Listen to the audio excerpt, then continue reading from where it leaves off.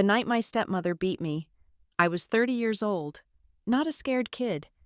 She slapped my face in the middle of the living room while my dad sat there watching football, never once looking away from the screen. I did not fight back or scream. I just waited to use the one sentence my grandfather taught me. When I finally said it, it did not just end the beating. It destroyed her power over my life forever. My name is Paige Flynn. I am 30 years old, and I am currently standing in the driveway of a beige split-level house in the suburbs of Cleveland, gripping the steering wheel of my sedan until my knuckles turn white. The engine is off. The heat is ticking as it cools down. Inside my chest, there is a similar cooling sensation, a hardening that happens every single day after I leave my desk at Northline Metrics. At work, I am a senior data analyst. I make sense of chaotic numbers. I find patterns in the noise. I am respected. But the moment I turn the key and open the front door of this house, I cease to be Paige Flynn, the competent professional. I become the intruder. I become the burden. I become the target. It is 7:30 in the evening. The sky is that specific shade of bruised purple that settles over Ohio in late autumn. I grab my laptop bag from the passenger seat. It is heavy, filled with reports I might need to review later, but it feels like a shield. I step out of the car. The air smells like wet leaves and wood smoke from the chimney next door. It is a wholesome smell, a lie that masks what waits for me inside. I unlock the front door. The sound hits me before the heat does. The television is blaring. It is set to a volume that makes the floorboards vibrate. Football. It is always football. The announcer is screaming about a third down conversion. I step into the living room, and the blue light from the 60-inch screen washes over the room like an infection. My father, Tom Hart, is sitting in his recliner. He is not just sitting, he is embedded in it. He wears a faded gray sweatshirt and sweatpants. A can of beer sits on the coaster beside him, sweating condensation onto the wood. He does not turn his head. He does not blink. He is entirely consumed by the spectacle of men running into each other on a field hundreds of miles away. "Hi, Dad," I say. My voice is clear, loud enough to cut through the crowd noise on the TV. He does not answer. He leans forward slightly as the quarterback drops back to pass. This is his role. He is the furniture. He is the ghost that haunts his own living room. He has perfected the art of selective deafness. If he does not hear me, he does not have to acknowledge that his daughter is standing there, paying his mortgage, while his wife sharpens her knives in the kitchen. And she is there. I can feel her presence before I see her. Valerie Hart steps out of the kitchen. She is drying her hands on a dish towel with aggressive, jerky movements. She is a beautiful woman in a sharp, angular way, maintaining the looks that undoubtedly caught my father's eye 15 years ago.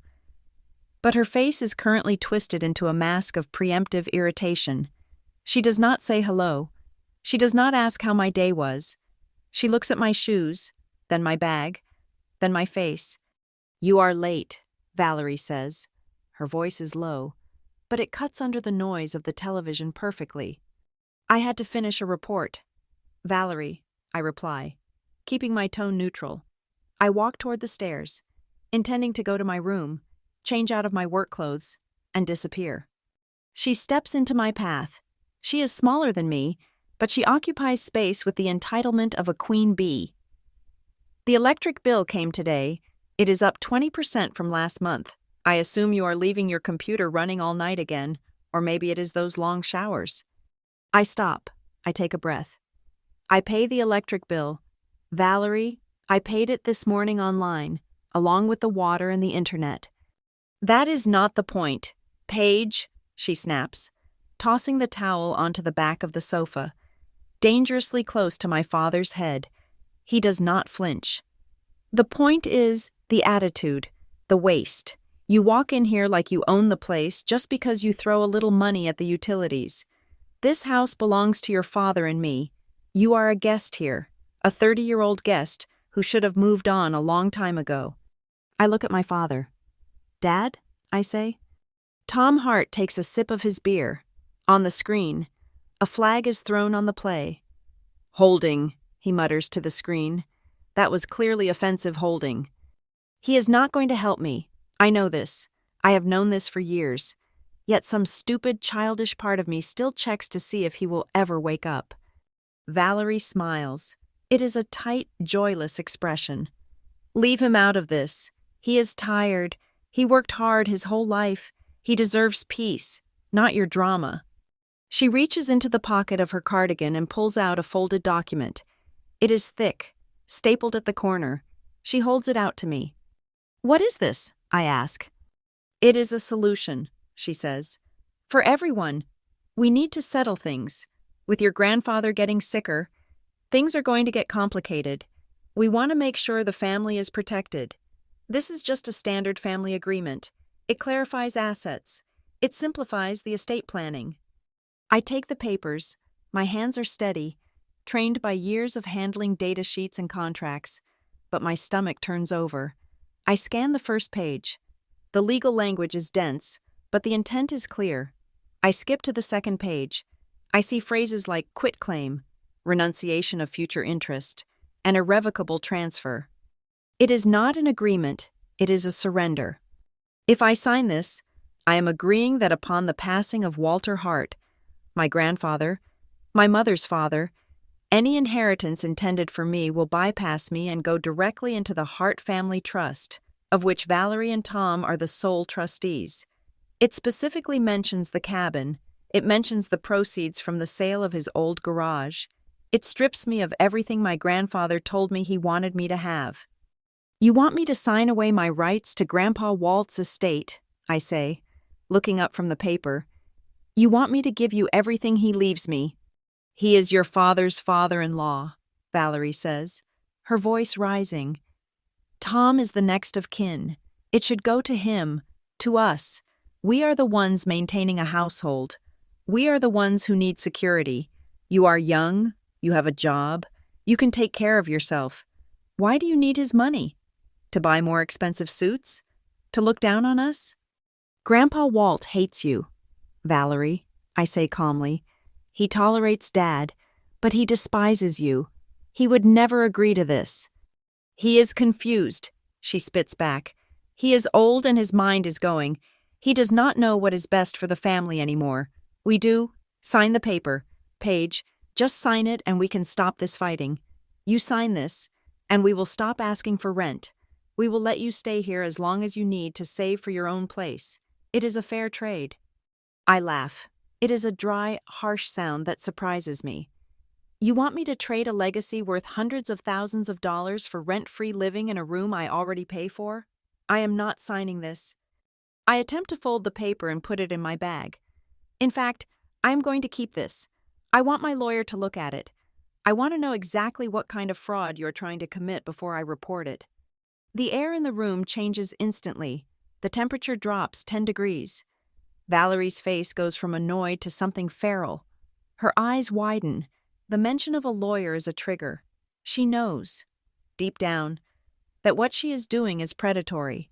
She knows that sunlight is the one thing this document cannot survive.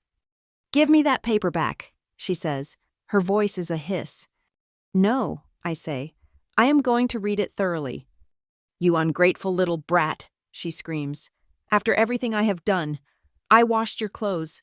I cooked your meals. I stepped in when your mother died because your father was too broken to function. And this is how you repay me? By threatening me with lawyers? She steps closer. She is in my personal space now. I can smell her perfume. Something floral and cloying that barely masks the scent of stale coffee. Give it to me, she shrieks. She grabs for the papers in my hand. I pull back. My military training, 8 years of service that she likes to pretend never happened, kicks in instinctively.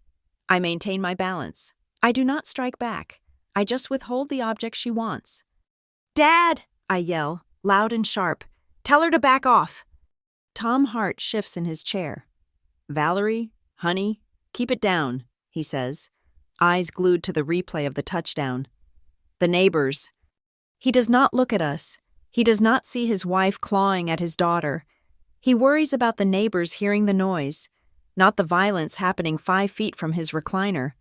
He does not care. Paige, Valerie yells. He knows. We discussed this. He knows you need to sign. That hits me harder than a fist. My father knows. He agreed to this. He sat there and let her type up a document to rob me of the only legacy I have left, just so he could keep his peace, just so she would stop nagging him. I look at him, horror washing over me. In that second of distraction, Valerie lunges. She does not grab the paper this time, she swings. Her open palm connects with the side of my face with a cracking sound that echoes like a gunshot in the small living room. The force is surprising. It is not the slap of a weak woman. It is fueled by years of jealousy and greed. My head snaps to the right. I lose my footing on the slick hardwood floor. I stumble back, and my hip collides hard with the edge of the heavy oak dining table. Pain shoots up my spine. I gasp, dropping the papers. I catch myself on the table, clutching the wood to keep from falling completely. My ear is ringing. A high-pitched whine drowns out the football game for a second. I taste copper in my mouth. My lip is cut. I stand there, frozen, waiting. I wait for the sound of the recliner snapping upright. I wait for my father to roar. I wait for him to rush between us, to grab her wrist, to say, "Don't you dare touch my daughter." I wait for 3 seconds. 3 seconds is a long time when you are bleeding. I look up. Valerie is breathing heavy, her chest heaving. She looks at her own hand, then at me. There is no regret in her eyes. There is only a challenge. She is waiting to see if I will hit back. She wants me to hit back. If I hit her, I am the aggressor. If I hit her, she can call the police and say the veteran daughter snapped. She can kick me out with cause. I look past her.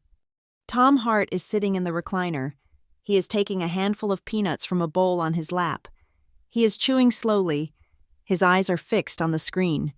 The crowd on the TV cheers. Someone scored. I know he saw. The peripheral vision of a human being is wide enough to catch 2 women fighting 5 feet away. He heard the slap. He heard me hit the table. He chose the TV. He chose the path of least resistance. A cold calmness washes over me. The pain in my cheek is still throbbing, hot and pulsing, but my mind suddenly clears. It is like the static on a radio suddenly resolving into a perfect, crystal-clear signal. I straighten up. I wipe the corner of my mouth with the back of my hand. I see a smear of bright red blood on my skin. I do not scream. I do not cry. I do not lunge at her. Inside my head, a voice speaks. It is not my voice. It is gravelly, warm, and smells like engine oil and pipe tobacco. It is Grandpa Walt. When they show you who they really are, Paige, don't you dare argue with tears. Tears are for people who think the other side has a conscience. These people don't. Let the paper and the law do the talking. And when the time comes, you use the sentence I taught you. Just that one sentence. It will kill everything they have built on lies. I look at Valerie. She is picking up the papers from the floor, smoothing them out, looking triumphant because she thinks she has won the physical skirmish. She thinks my silence is fear. "Sit down and sign it," she says, breathless. "And clean up your face. You look a mess." I reach into my pocket and pull out my phone. My movements are deliberate. I open the camera app. I switch to video. I do not point it at her yet. I press record. "What are you doing?" she snaps. "Documenting," I say. My voice is steady. It scares her. She expects shouting. She expects sobbing. She does not know what to do with cold data. I lift the phone. I point it at the papers in her hand. "That is the coercion agreement," I say for the recording. "The one you just slapped me for refusing to sign. The one you tried to force on me while my father watched." I pan the camera to Tom. He is still watching the game. The frame captures him perfectly. The apathy, the beer, the peanuts, the complete abdication of fatherhood. "Put that away!" Valerie lunges again, but this time I step back smoothly. I snap a photo of the document in her hand. Blurry, but the title is legible. "This house," Valerie screams, forgetting the neighbors now, "is mine. You hear me? I am the one who runs it. I am the one who decides who stays and who goes. You are nothing but a squatter." I keep recording. Every word she says is a deposit in a bank account she does not know I have opened. She is confessing to harassment. She is confessing to an illegal eviction threat. She is establishing a pattern of behavior. "Get out," she yells. "If you do not sign, get out." "I am not leaving," I say. "I am a tenant who pays rent. You have to evict me legally, and if you touch me again, Valerie, I will call the police and show them this lip, and I will show them this video." She stops. The threat of police penetrates her rage. She knows domestic violence charges would ruin her real estate license. She backs down, panting, clutching the papers to her chest. "You will regret this," she hisses. "We will make your life a living hell." "You already have," I say. I stop the recording. I back away toward the stairs, keeping my eyes on her, never turning my back. I walk up the stairs, my legs shaking only slightly now. When I reach the landing, I look down one last time. Valerie is in the kitchen, pouring herself a glass of wine, her hands shaking. She is muttering to herself, spinning her narrative, convincing herself she is the victim. And Tom? Tom is still watching the game. The blue light flickers over his face. He never once looked up to see if I was okay. He never checked to see if I was bleeding. I touch my swollen lip. The pain is sharp, but the clarity is sharper. "Okay, Dad, I think," staring at the top of his thinning hair, "if you want to be the audience, that is fine. You can sit there and watch. But the show is changing. You are not watching a tragedy anymore where Paige gets beaten down and cries in her room. You are about to watch a courtroom drama. And I am done following Valerie's script." I turn and walk into my room, locking the door behind me. I sit on the edge of my bed and stare at the wall. The sentence Grandpa Walt taught me sits on the tip of my tongue, heavy and dangerous. I do not say it yet. Not here, not to the walls. I save that ammunition for the battlefield. I open my laptop. I create a new folder. I name it Evidence. I upload the video. I upload the photo. The game is on. And for the first time in my life, I am playing to win.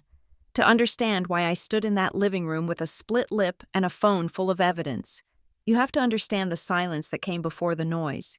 You have to understand the architecture of the trap Valerie built around me, brick by emotional brick, long before she ever raised a hand to me. I was 14 years old when my mother died. It was ovarian cancer, and it was fast. A thief that broke into our lives and stole the warmth from the house in less than 6 months after the funeral. My father, Tom Hart, did not become abusive. He did not start drinking heavily. Not at first. He simply evaporated. He became a ghost in his own life. He went to work. He came home. And he sat in the silence that my mother used to fill with music and cooking smells. I was a teenager dealing with the most profound loss of my life. But I learned very quickly that I could not grieve loudly because my father's grief was taking up all the oxygen in the room. I walked on tiptoes. I made my own sandwiches. I did my homework in the library so I would not disturb the dust settling on our lives. For a year, it was just us, 2 people drifting in a lifeboat, waiting to starve. Then came Valerie. She walked into our lives wearing a bright red blazer and heels that clicked on the pavement like a countdown clock. I was 15. She was a realtor for Brightline Realty, the top agent in the county, or so she said. She met my father when he was thinking about selling the house because the memories were too loud. Valerie did not just convince him to keep the house. She convinced him that he could fill it with life again. She was charming. I have to give her that. She had a way of looking at you like you were the only person in the room, a spotlight of attention that felt warm and intoxicating after a year of cold shadow. She brought casseroles. She brought laughter. She touched my father's arm when he made a bad joke. She woke him up. For the first time in a year, I saw Tom Hart smile. I saw him shave on weekends. I saw him buy new shirts. And to me, to the 15-year-old girl desperate for a female role model, she was a savior. She did not try to replace my mother, or so she claimed. She just wanted to be a friend. She took me shopping for school clothes and actually listened to what I wanted to wear. She drove me to band practice. She sat in the front seat and asked me about boys, about my grades, about my dreams. She called me sweetheart and kiddo, and eventually, daughter. You and me, Paige, she would say, checking her lipstick in the rearview mirror. We are going to take care of him. We are going to make this family whole again. I believed her. I wanted to believe her. I was a child starving for connection, and she fed me just enough to gain my trust. They got married 18 months after they met. It was a small ceremony. I was the maid of honor. I cried because I thought we were finally safe. I did not know that I was signing a contract of servitude. The change did not happen overnight. Valerie was too smart for that. It was a slow, subtle shift in the temperature, like a frog in a pot of water. It started with the chores. Before the wedding, Valerie hired a cleaning service once a week. After the wedding, she canceled it. We need to save for the future, she told me, sitting me down at the kitchen table. And besides, a young woman needs to learn how to keep a home. It is a life skill. Paige. I did not mind at first. I wanted to help, but soon, the list of expectations grew. I was in high school, taking advanced placement classes, trying to maintain a 4.0 grade average, but I was expected to have dinner started before Valerie got home from showing houses. If the laundry was not folded, she would sigh, a long, disappointed sound that hurt worse than a yell. I am just so tired, Paige, she would say, rubbing her temples.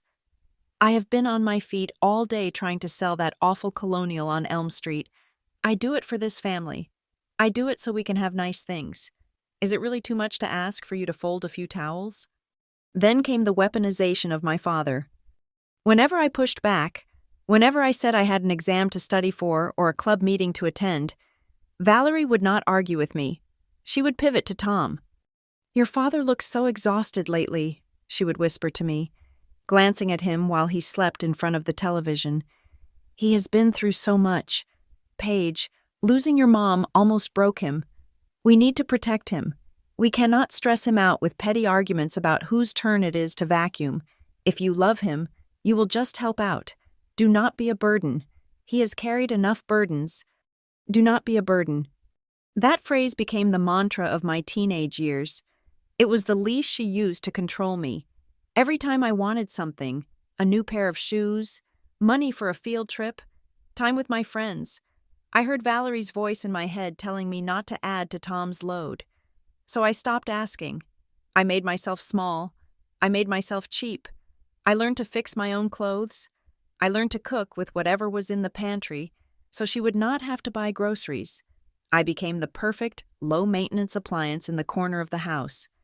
And all the while, Valerie was redecorating, new curtains, new furniture, a new car for herself because a realtor needs to project success. My father paid for it all, nodding along to her logic, grateful just to have a woman in the house who told him what to do. I kept my eyes on the exit, college. That was my light at the end of the tunnel.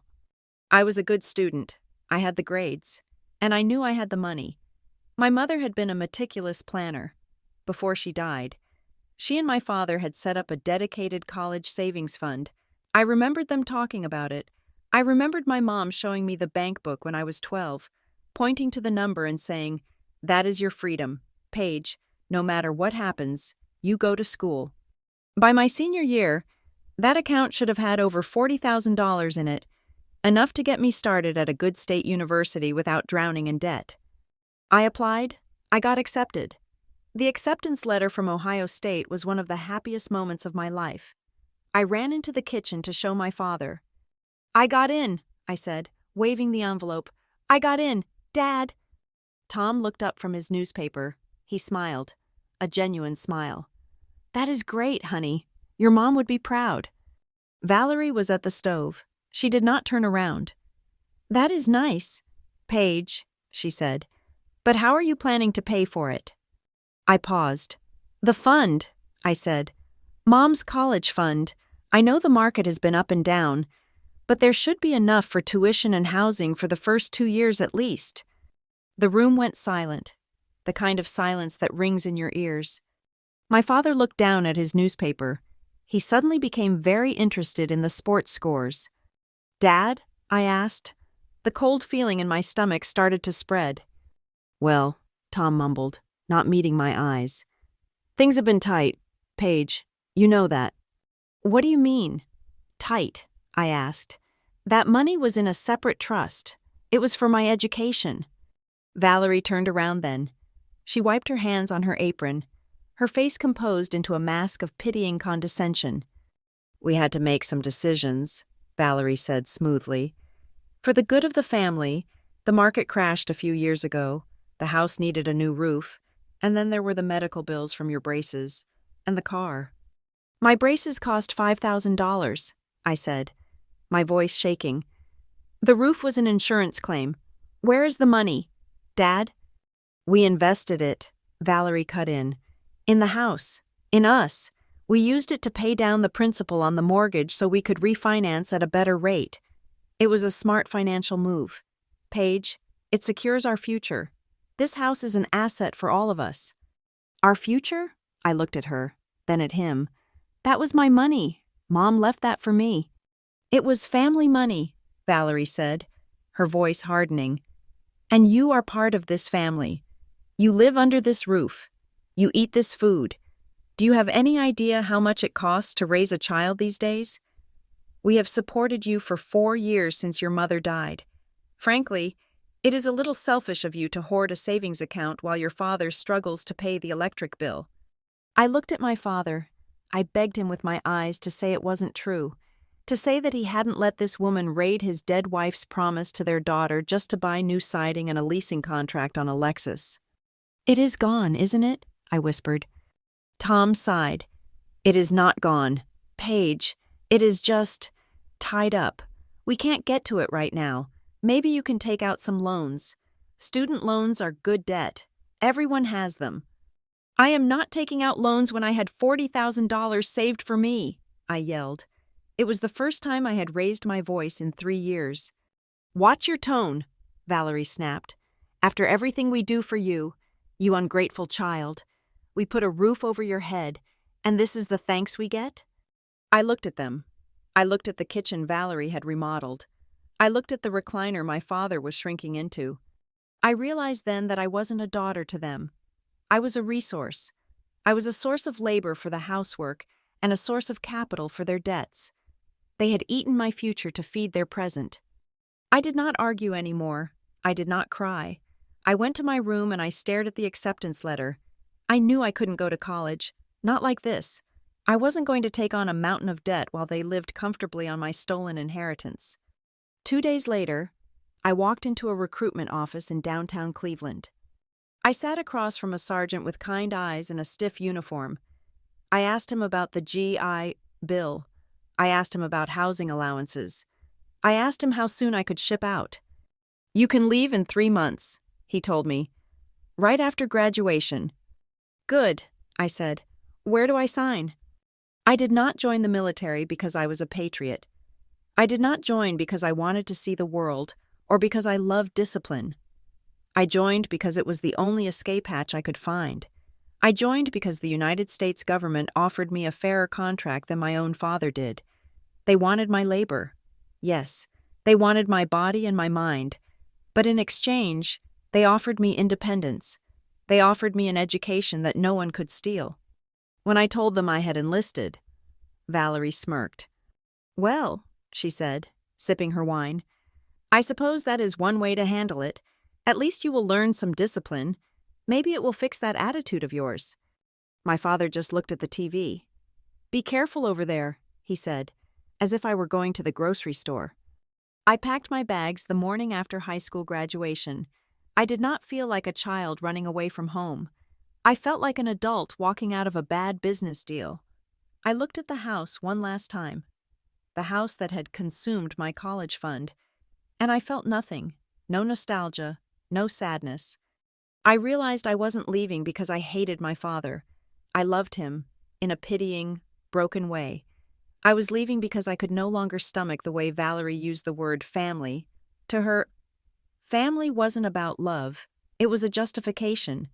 It was the magic word she used to excuse every boundary she crossed. every dollar she took, and every dream she crushed. I got on the bus to basic training with $50 in my pocket and a resolve made of steel. I told myself I would never depend on anyone again. I told myself I would never let anyone sign my name or manage my money again. I thought I was escaping. I thought I was leaving Valerie and her manipulation behind in that suburban driveway. I was wrong. I didn't know it then, but leaving was just the end of the first act. The war at home was waiting for me to come back, and Valerie was just biding her time, waiting for me to accumulate something worth stealing again. But that 18-year-old girl on the bus didn't know about the future. She just knew she had to get out before she drowned. And for 8 years, I stayed afloat. I built a life. I built a shield. Until I came back. If the house in the suburbs was a place of noise and blue television light, my grandfather Walt's cabin was a sanctuary of wood smoke, silence, and the smell of old engine oil. Walter Hart was a man built from the same iron and steel he had spent 50 years fixing. He was a mechanic by trade, the owner of a small but legendary garage on the outskirts of Cleveland called Hart's Auto Repair. He had retired 5 years before I enlisted, selling the business for a tidy sum that he never bragged about and hardly ever touched. He lived in a cabin about 20 miles from my father's house, tucked away at the end of a gravel driveway that wound through a dense thicket of maple and oak trees. It was not a mansion. It was a simple, sturdy structure made of cedar logs that he had maintained with his own hands. It was the only place in the world where I felt like I could breathe without asking for permission. During my 8 years in the military, when I was stationed in places where the sand got into your teeth and the heat made the air shimmer, Walt was my lifeline. My father never wrote. Tom Hart was not a writer. He was a watcher. A passive observer of life who assumed that no news was good news. Valerie certainly never wrote, unless you counted the occasional passive-aggressive Christmas card signed with a rubber stamp that said, "The Hart Family." But Walt wrote, every 2 weeks, like clockwork. A letter would arrive at mail call. His handwriting was jagged and slanted, the script of a man whose hands were stiff from years of turning wrenches, but the words were clear. He wrote about the weather in Ohio. He wrote about the deer he saw in the backyard. He wrote about the Cleveland Browns, complaining about their defense with a colorful vocabulary that made my squad mates laugh when I read it out loud. And in every single envelope, folded neatly inside the lined paper, there was cash. Usually it was a $20 bill or two, sometimes $50. "Get yourself some real coffee," the note would say, not that mud they serve you in the mess hall, and maybe a pair of socks that actually fit. It wasn't the money that mattered. It was the fact that someone remembered I was a person who liked good coffee. It was the evidence that someone knew I existed outside of what I could provide for them. Whenever I came home on leave, I did not go to the beige house with the big TV. I went straight to the cabin. I would rent a car at the airport and drive past the suburban sprawl, feeling the knot in my chest loosen with every mile I put between myself and Valerie. Valerie hated this. She would call my cell phone the moment she found out I was in town. "It is incredibly selfish of you. Paige," she would say, her voice tight and high. "Your father misses you. We are your primary family. You are abandoning us to go stay with a senile old man in the woods. It looks bad. People ask where you are." That was always her concern, how it looked. When I told Walt about her complaints, he just chuckled. He was sitting on his back porch, peeling an apple with a pocket knife that was older than I was. "Let her talk," Walt said, slicing a piece of apple and handing it to me. "Home is not where you are born, kid. Home is where you stop shaking. If you feel like yourself here, then this is your house." It was during one of these visits, about 3 years into my service, that Walt started to get serious. He had always been a man of few words, preferring to listen rather than speak, but that winter, he seemed different. The air in the cabin was heavier. He seemed to be measuring me, testing to see if the military had hardened me enough to hear what he needed to say. We were sitting by the wood stove. The fire was popping and hissing. Walt poured 2 mugs of black coffee and set one down in front of me. "You look like your mother," he said suddenly. He rarely spoke of her.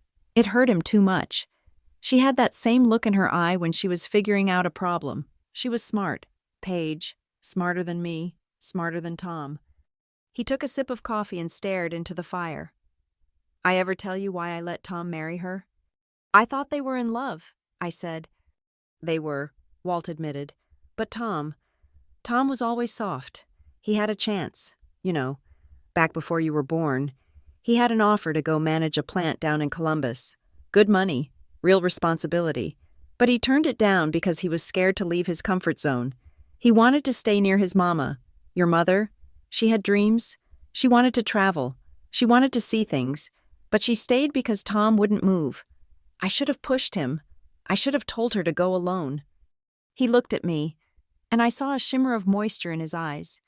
It was the first time I had ever seen my grandfather cry. I failed her, he whispered. I let her settle for a man who would never fight for her. And now I see him doing the same thing to you. He is letting that woman, that Valerie, eat him alive, and he is letting her chew on you too. I reached out and touched his hand. His skin was rough, like sandpaper. I am okay. Grandpa, I am in the army. I can handle Valerie. Can you? Walt asked sharply. The sadness vanished, replaced by the steeliness of the mechanic who has found a critical failure in the engine. She is not just mean. Paige, she is a predator. I hear things. People talk to me. She goes around town using the Hart name like she owns it. She tells the grocer, the banker, the guys at the hardware store that she is managing my affairs now. She hints that the cabin is going to be hers and Tom's soon. She is leveraging a future she hasn't earned to get credit she doesn't deserve. I frowned. She can't do that. The house is in your name. For now, Walt said, but she is counting on biology. She is counting on me dying. And she is counting on Tom being too weak to stop her from taking over. She thinks because she is the wife of the heir. She is the captain of the ship. He stood up and walked to an old roll-top desk in the corner of the room. He unlocked a drawer with a small brass key he kept on his belt loop. He pulled out a thick manila envelope and brought it back to the table. He did not open it. He just placed his hand on it. Paige, listen to me, he said. His voice dropped an octave. It was the voice of a commanding officer. You are a soldier. You know how to fight with a rifle. You know how to fight with your hands. But that woman? She fights with paper. She fights with confusion. She fights by making you feel like you are crazy for asking questions. He leaned forward. The firelight cast deep shadows on his face. If I die, he said, ignoring my protest, she is going to come for everything. She is going to try to make you sign things. She is going to shove papers in your face while you are grieving. She is going to tell you it is standard procedure. She is going to tell you it is what your father wants. She is going to tell you that if you don't sign, you are destroying the family. I won't sign, I said. It is not enough to just say no, Walt said. You have to stop the machine. You have to jam the gears. He took a breath. I want you to memorize a sentence. Just one sentence. It is a tool. Paige, just like a wrench or a hammer. If you use it right, it breaks their power instantly. But you have to say it exactly right. And you have to say it in front of a witness. What is the sentence? I asked. Walt looked me dead in the eye. I demand to verify all paperwork with original signatures and my attorney present. He made me repeat it. I demand to verify all paperwork with original signatures and my attorney present. Again, he ordered.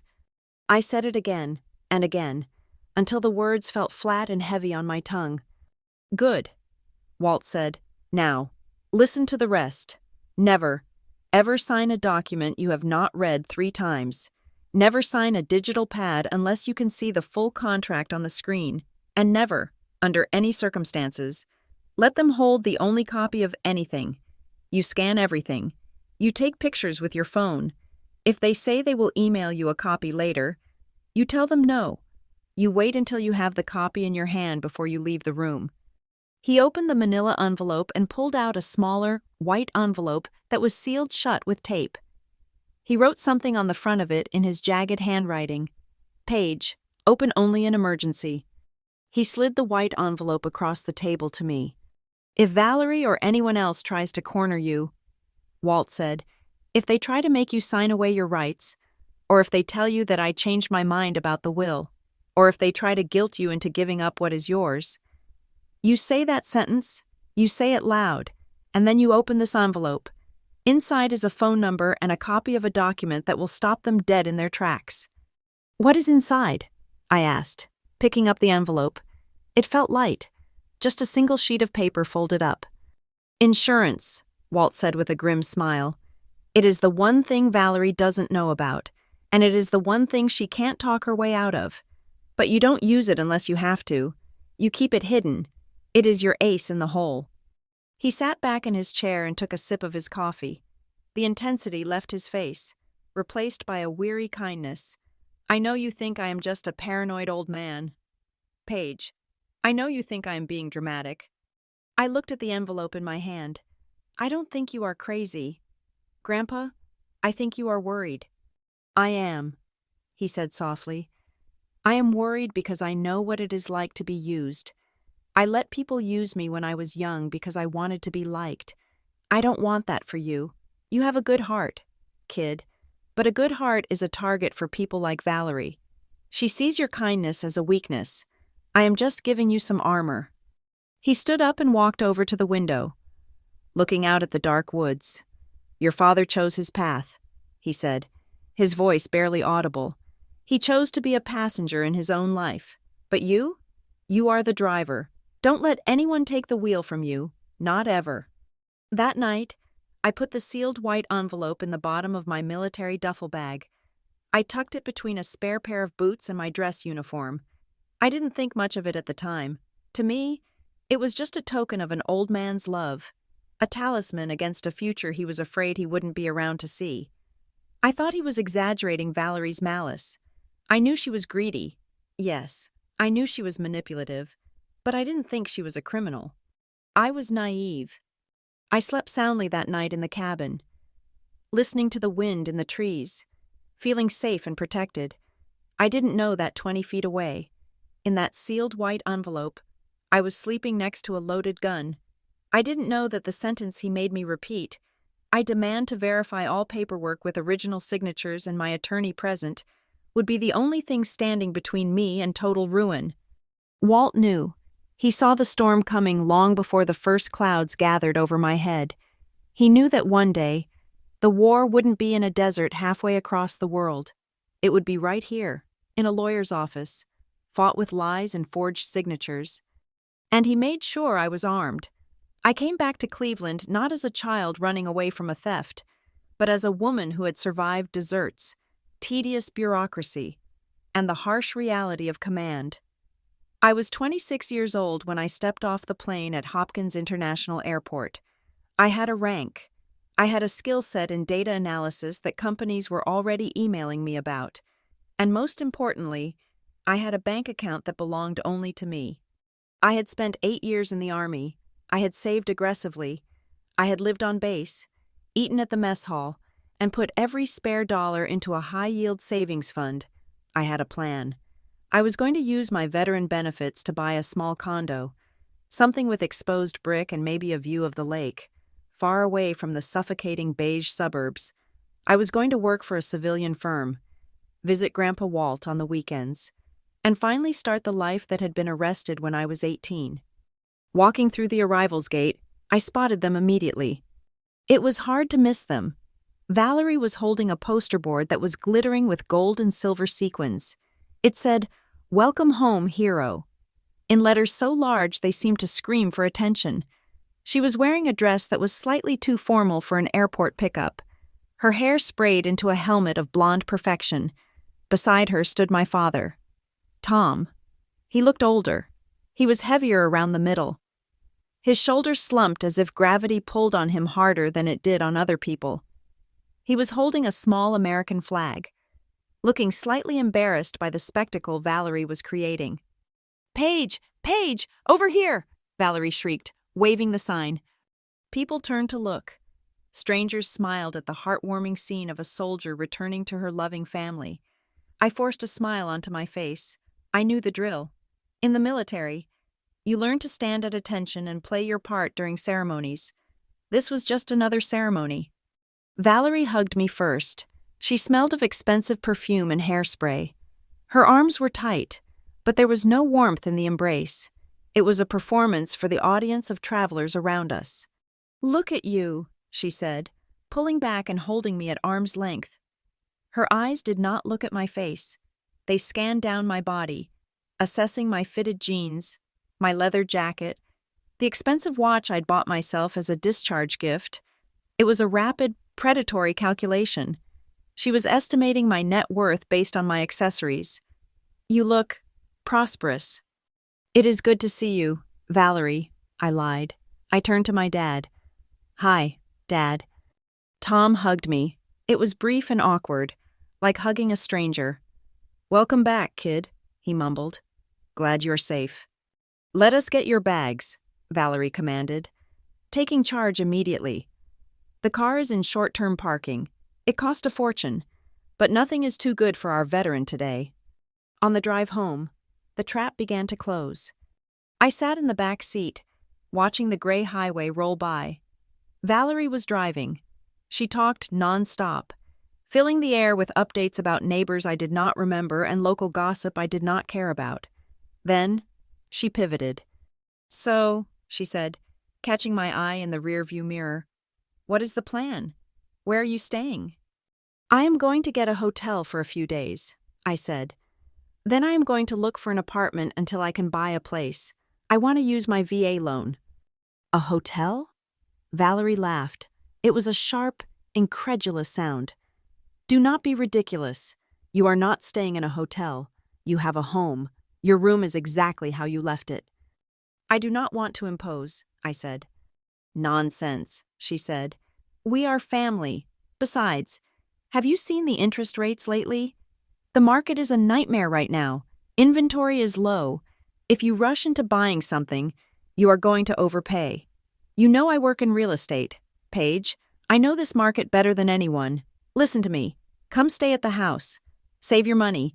Let me use my connections to find you a pocket listing, something that hasn't hit the market yet. I can get you a deal, but it takes time." I looked at the back of my father's head. He said nothing. "Plus," Valerie added, her voice dropping to a somber register, "Walt is not doing well. He is weak. If you are staying with us, you are closer to him. It would mean a lot to your father to have you around. He has missed you." That was the hook. She knew my weak spot. She knew I wanted to see my grandfather, and she knew I still carried a deep, pathetic desire to bond with my father. "Just for a few months," I said, "until I find a place." "Of course," Valerie beamed. "Just until you get settled." Returning to that house was like walking back into a cage I thought I had outgrown. My room was indeed exactly as I had left it, a museum of my teenage years, dusty and frozen in time, but the atmosphere of the house had shifted. It was heavier. The television was the center of the universe. Tom Hart had retired from his job at the plant a year earlier, and he had replaced his work schedule with a rigorous schedule of television consumption. He moved from the bed to the recliner at 8 in the morning and stayed there until 11 at night. He watched news. He watched sports. He watched reality shows about people renovating houses. He used the noise as a wall. Whenever I tried to talk to him about my service, about my job hunt, about the future, he would just point at the screen and say, "Hold on, watch this part." He was physically present, but he had checked out of reality. He left all the decisions, all the management, and all the talking to Valerie. 2 weeks after I moved in, Valerie cornered me in the kitchen. She had a spreadsheet open on her laptop. "Paige," she said, pouring me a cup of coffee, "we need to talk logistics. You are an adult now, and you are working, which is wonderful. But having a third person in the house drives up the utilities, the water, the heat, the internet. It adds up." "I can pay rent," I said immediately. "Tell me what is fair." "Oh, I do not want to take rent from you like a landlord," she said, waving her hand dismissively. "That feels so cold. But we do need to share the load. I was thinking, since I'm helping you look for a house, and you are going to be handling a lot of transactions soon. Why don't we open a joint household account? Just for bills and groceries. You put in a set amount each month. We put in ours, and everything gets paid automatically. It keeps things transparent. It builds trust." I hesitated. My grandfather's voice echoed in the back of my mind. Never let them hold the only copy. Verify everything. But this was just a bill-paying account. It wasn't my savings. It wasn't my investment portfolio. It was just a checking account for groceries and electric bills. I wanted to show them I was responsible. I wanted to show them I wasn't the burden Valerie used to call me. "Okay," I said. "That makes sense." We went to the bank the next day. I deposited $2,000 as a starter fund and set up a direct deposit for a portion of my paycheck from my new job at Northline Metrics. For the first 2 months, it worked perfectly. The bills were paid. The fridge was full. Valerie stopped making passive-aggressive comments about long showers. I felt like I was finally part of the team. Then, the creep started. I was reviewing the bank statement online, something I did out of habit for my job, when I noticed a charge for $400 at a hardware store. "Valerie," I asked that night, "what was the charge at Home Depot?" "Oh, the gutter broke," she said without looking up from her magazine. "On the back porch. Had to fix it before it caused a leak. You do not want mold in the house, do you?" "I guess not," I said. The next month, it was $600 for landscaping services. "The Homeowners Association was complaining about the hedges," she explained. "We had to hire a professional crew." Then it was a small investment in a timeshare presentation that she claimed came with free vacation vouchers we could all use. The amounts were not catastrophic, but they were unauthorized. Every time I brought it up, Valerie would sigh and give me a look of wounded martyrdom. "Paige, please," she would say, "do not be so calculating. We are a family. We are pooling our resources to maintain the home you are living in. Do you have any idea how much I do for you? I am cooking. I am cleaning. I am actively looking for a condo for you. Stop pinching pennies. It is unbecoming."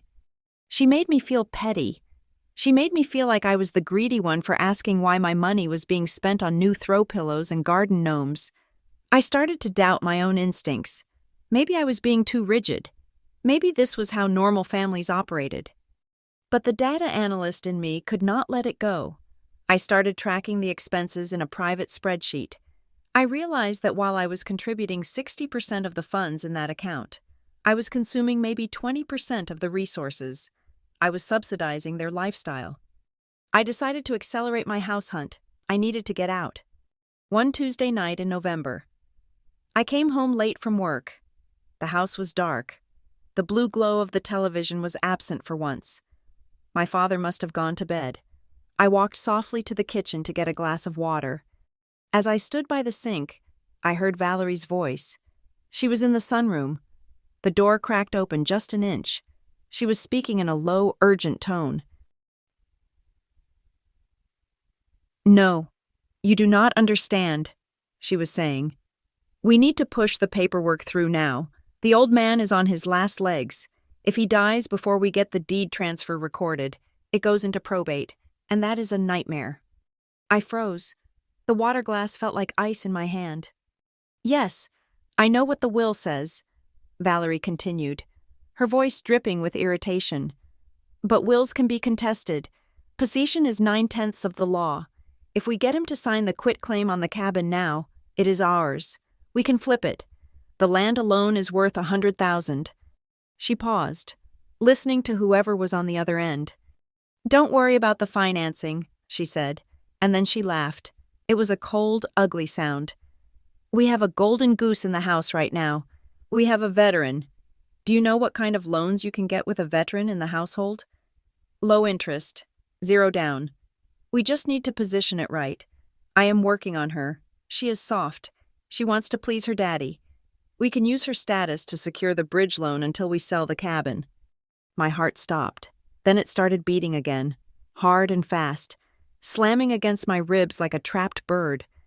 She wasn't just skimming grocery money. She was planning to steal my grandfather's home, and worse, She was planning to use my identity, my service, my name to finance her schemes. I backed away from the door. I moved silently, a skill I had learned on patrol. I went up the stairs, entered my room, and locked the door. I did not sleep. I sat in the dark, replaying the conversation. The betrayal was so absolute it made me nauseous. She looked at me and saw a credit score. She looked at my dying grandfather and saw a real estate flip. The next morning, I called in sick to work. I waited until Valerie left for her office and Tom settled into his recliner for the morning news show. I walked out the back door, got in my car, and drove straight to the cabin. Grandpa Walt was sitting in his armchair by the window. He looked frail. His skin was translucent, like parchment paper, and his breathing was shallow, but his eyes were still sharp. They locked onto me the moment I walked in. I sat down on the ottoman in front of him. I didn't say hello. I didn't ask how he was feeling. I just took his hand. "Grandpa," I said. My voice broke. He squeezed my hand. His grip was weak, but steady. He looked at my face, reading the anger and the fear written there. He didn't ask me about my job. He didn't ask me about the weather. He asked the only question that mattered. "Paige," he rasped, "have they made you sign anything yet?" The question hung in the air, dusty and real. And for the first time in 8 years, the alarm bells that had been ringing softly in the back of my mind turned into a siren. I remembered the white envelope in my duffel bag. I remembered the sentence he had made me repeat by the fire. "I demand to verify all paperwork with original signatures and my attorney present." I looked at him, and I realized that the time for being a good daughter was over. The enemy was inside the perimeter. "No," I whispered. "Not yet, but they are trying." Walt nodded slowly.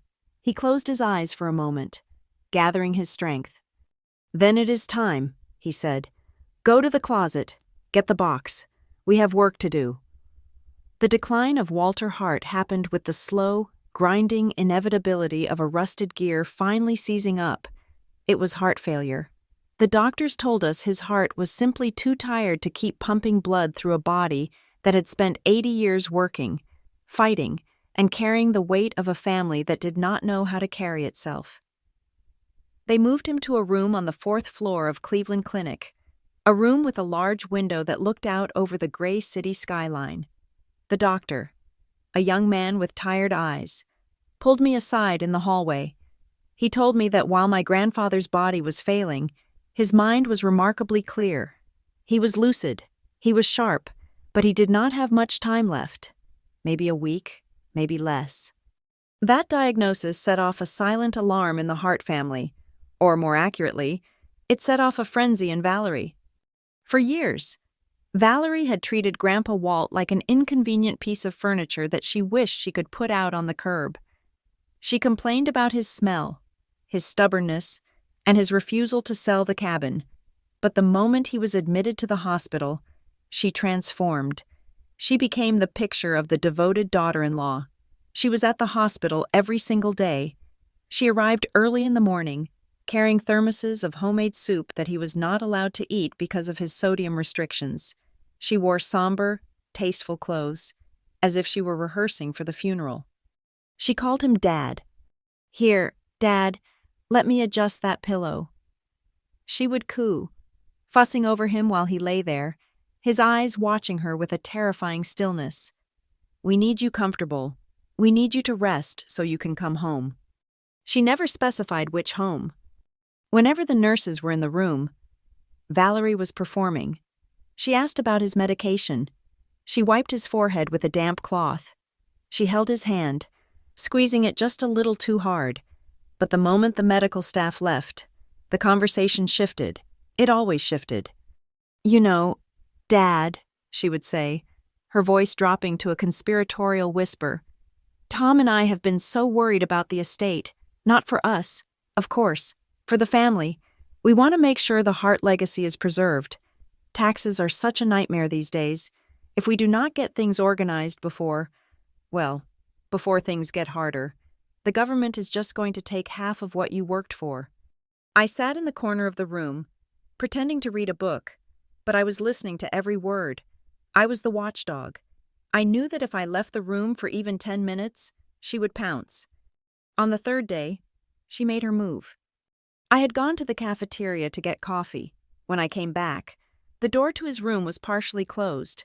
I stopped outside, pressing my back against the wall. "It is just a standard adjustment, Dad," I heard Valerie say. I could hear the rustle of paper. "It transfers the title of the cabin into a living trust managed by Tom and me. It stops the probate court from freezing the assets. It is actually to help Paige. You know she is young. She does not know how to handle property taxes or maintenance. If you leave it to her directly, it will just be a burden. We want to protect her." My blood ran cold. She was using his love for me as the lever to pry the house from his hands. I waited for his voice. It took a long time. His breathing was heavy, a wet, rattling sound that filled the silence. "Valerie," Walt said. His voice was weak, but the tone was dry as dust. "You are very thoughtful." "I try to be," she said, and I could hear the smile in her voice. "I just want what is best. Just sign right here. I have a notary coming in an hour. But if you sign now, we can get the process started." "Leave it on the table," Walt said. "But Dad, the notary?" "I said leave it," Walt cut her off. He did not yell. He did not have the air in his lungs to yell, but the command was absolute. "I do not sign anything without reading it 3 times. You know that. And I do not sign anything until my lawyer, Mr. Henderson, looks at it." "Mr. Henderson is expensive," Valerie snapped, her mask slipping for a fraction of a second. "We do not need to involve lawyers in family business." "My business is legal business," Walt said. "Leave the papers, Valerie, or take them with you, but I am not signing today." I heard her huff, a short, sharp sound of frustration. I waited another 10 seconds, then pushed the door open and walked in, holding my coffee cup like a shield. Valerie spun around. Her face was flushed. She quickly swept the papers off the tray table and shoved them into her oversized purse. "Paige," she said, her voice tight, "you were gone a long time." "Long line," I said. I looked at my grandfather. He gave me a barely perceptible wink. "I should get going," Valerie said, checking her watch. "Tom is waiting for dinner. I will be back tomorrow. Dad, think about what I said. It is for Paige's own good." She swept out of the room, leaving a trail of aggressive perfume in her wake. When she was gone, the room seemed to exhale. I pulled the chair close to the bed. Walt looked smaller than he ever had. The machines beeped in a steady, rhythmic cadence that felt like a countdown clock.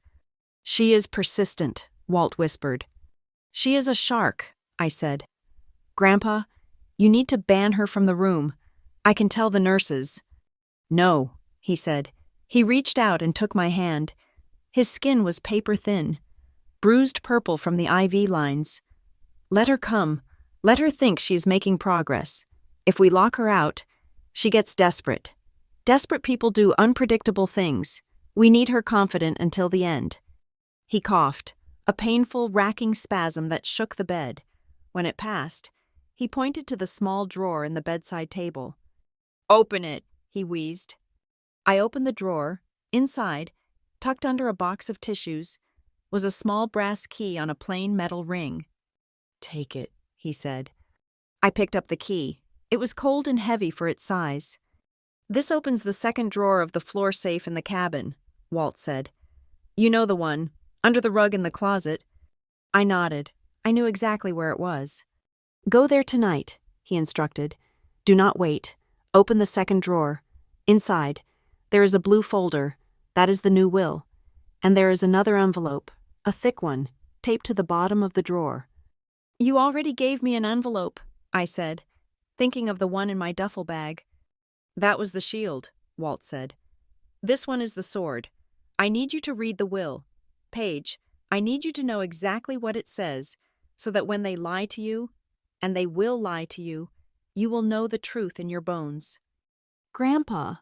"Listen," he interrupted, squeezing my hand with surprising strength. "I went to Henderson 3 months ago. We did everything by the book. We recorded a video of me signing it. We had 2 witnesses who are not related to us. We had a doctor sign an affidavit that morning stating I was of sound mind. I left nothing to chance. He took a ragged breath. The cabin is yours, he said.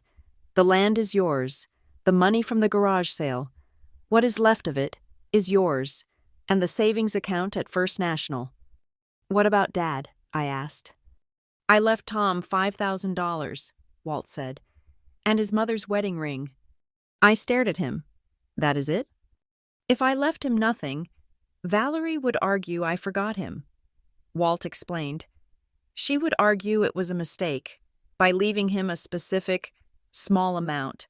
I am making it clear that I remembered him perfectly, and I chose to give him exactly that much. It prevents them from claiming accidental omission. Valerie gets nothing. Her name does not appear in the document once. He looked at me, his blue eyes watery but fierce. She is going to be angry. Paige, she is going to be vicious. She has spent 10 years waiting for this payday. When she finds out it is gone, she will try to destroy you. I am not afraid of her, I said, though my voice trembled slightly. You should be, he said. Fear keeps you sharp, but do not let her bully you. That is why I wrote the letter in the safe. It explains everything, and it gives you the instructions for the sentence.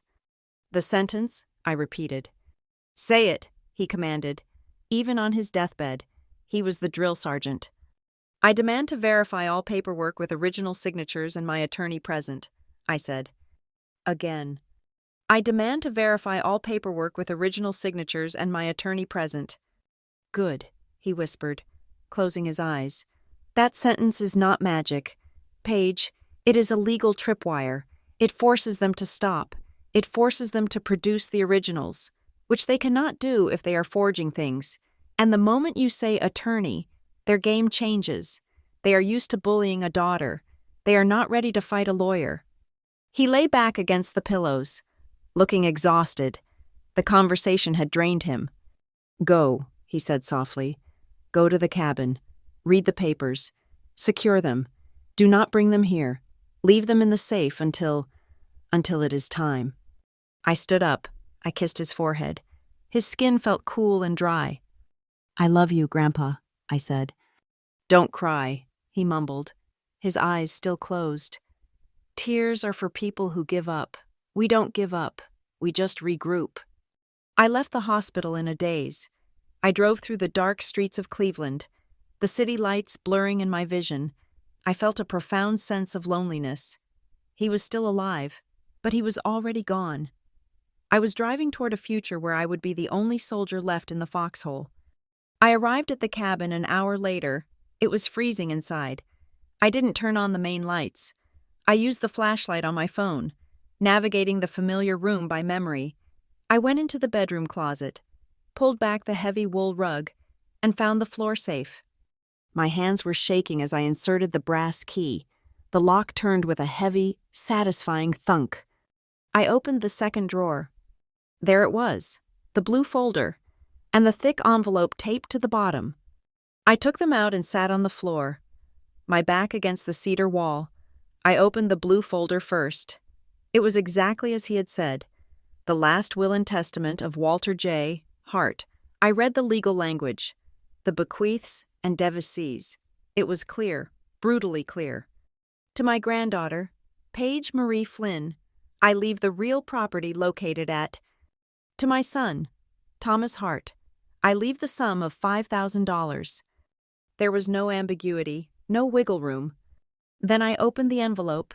Inside was a handwritten letter, penned in Walt's jagged script, but steadier than his recent notes.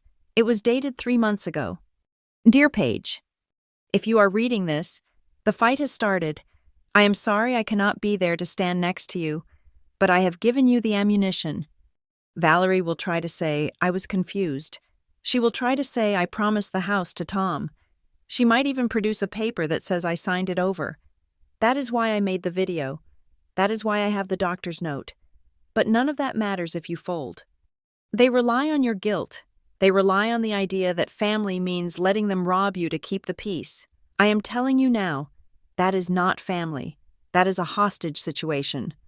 When the time comes, do not explain yourself. Do not apologize. Do not justify why you deserve this. You deserve it because you are the only one who treated me like a man and not an ATM. Use the sentence, call Rick Saunders. His card is in this envelope, and never, ever let them see you bleed. Love, Grandpa. I put the letter down. I looked around the dark cabin. I could hear the wind rattling the window panes. I could hear the old furnace kicking on in the basement, a low rumble that sounded like a heartbeat. I realized then that Walt hadn't just left me a house. He hadn't just left me money. He had left me a final lesson. He was teaching me that love is not about martyrdom. He was teaching me that protecting myself was not an act of selfishness, but an act of survival. I sat there for a long time in the dark. I wiped my eyes, ensuring they were dry. Then, I spoke to the empty room.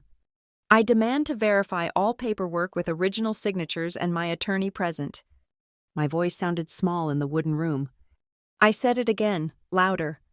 I demand to verify all paperwork with original signatures and my attorney present. It felt stronger. It felt like a shield locking into place. I put the papers back in the safe and locked it. I stood up and walked out to the porch. The night air was biting cold. I looked up at the stars above the tree line. I am ready, Grandpa, I whispered. Let them come. The letter arrived on a Tuesday. It was innocuous, a standard business envelope with a cellophane window, buried between a flyer for a pizza place and a coupon booklet for a tire change. The return address was for Heritage Valley Savings and Loan, a bank I did not bank with. I almost threw it in the recycling bin. My name was on it. But people buy mailing lists all the time. I thought it was a credit card offer. But something about the weight of the paper made me pause. It felt dense, official. I opened it standing in the driveway, the cold November wind whipping my hair across my face. Dear Miss Flynn, regarding your application for the home equity line of credit, HELOC, referencing the property at 402 Maple Ridge Road, we require additional verification regarding the projected deed transfer date before we can release the initial draw of $50,000. I stopped breathing. 402 Maple Ridge Road was the address of Grandpa Walt's cabin. I read the sentence again. Your application. I had never applied for a loan with Heritage Valley. I had never authorized a credit check, and I certainly had never tried to take out a mortgage on a house I did not legally own yet. The world tilted on its axis. The house behind me, the beige suburban trap where my father sat watching TV, suddenly felt less like a home and more like a crime scene. I looked at the date on the letter. It was generated 3 days ago. I did not go inside. I got back in my car. My hands were shaking, not from cold, but from a rage so cold and precise it felt like ice water in my veins. I put the car in reverse and drove straight to the nearest branch of Heritage Valley Savings and Loan. The bank was quiet. It smelled of industrial carpet cleaner and stale coffee. I walked up to a desk where a woman with a name tag that read, Susan, Senior Loan Officer, sat typing. Can I help you? She asked, looking up with a practiced customer service smile. Yes, I said. I placed the letter on her desk. I did not sit down. My name is Paige Flynn. I received this letter today. I want to see the application it refers to. Susan looked at the letter, then at me. Do you have your ID? I handed her my driver's license and my military ID. She typed something into her computer. Her eyebrows went up. Ah, yes, she said. The Hart family application. It looks like it is currently flagged for review by the underwriting team. There was a question about the collateral status. The Hart family application, I repeated, tasting the words. They tasted like ash. I need you to print out the entire file, every document, every signature. I can give you a summary, she said hesitantly. But usually we send these to the primary applicant's address on file. I am listed as the applicant, am I not? I asked. That letter is addressed to me. Well, yes, you are the primary borrower listed, with Thomas and Valerie Hart as co-signers and authorized representatives, she said. But the mailing address is... I am standing here, I interrupted. My voice was level, but it had the edge of a command. I am the primary borrower. Print the file. Now. Susan blinked. She saw the military ID on the desk. She saw the set of my jaw. She stopped arguing. "One moment," she said. The printer behind her hummed to life. It churned out page after page. I watched the paper stack up. 10 pages, 20 pages. It was a thick dossier of fraud. When she handed it to me, I sat down in the chair opposite her and began to read. I did not skim. I analyzed. I went through it with the same scrutiny I used on data sets at Northline Metrics. The application was for a secured loan of $150,000. The stated purpose was property renovation and investment.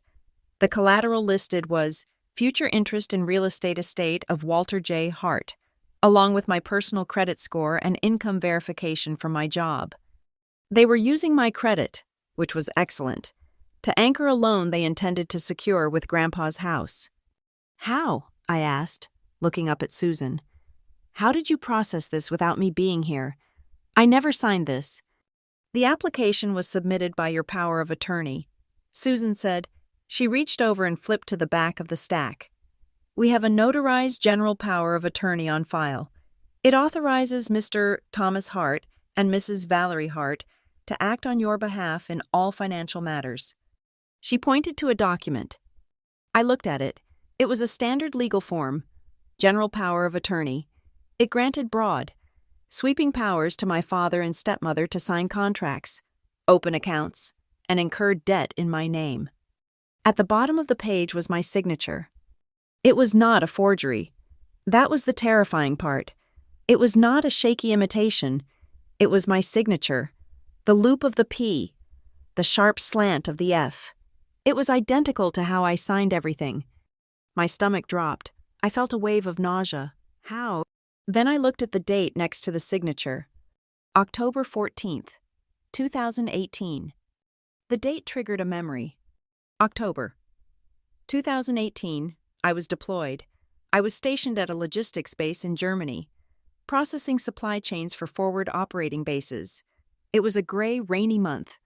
I remembered being tired. I remembered the care package. Valerie had sent a box. It was a rare occurrence, which made it memorable. It had contained homemade cookies, which were stale, and a few magazines. And at the bottom, there was a large envelope marked Urgent, Tax Documents. Inside was a note. "Hi, honey. Dad is freaking out about the IRS. Apparently, since you are still technically a resident of the house, we need to update some exemption forms so we do not get audited. I put sticky notes where you need to sign. Please sign them and mail them back in the prepaid envelope ASAP, or we might get fined. Love, Val." I remembered sitting on my bunk, exhausted after a 12-hour shift. I remembered flipping through the pages. They looked like boring tax forms, 1040s, residency affidavits. I saw the yellow sticky notes that said, "Sign here." I had trusted them. I had trusted that my father would not let his wife trick me. I had trusted that family business meant keeping the lights on, not laying a trap.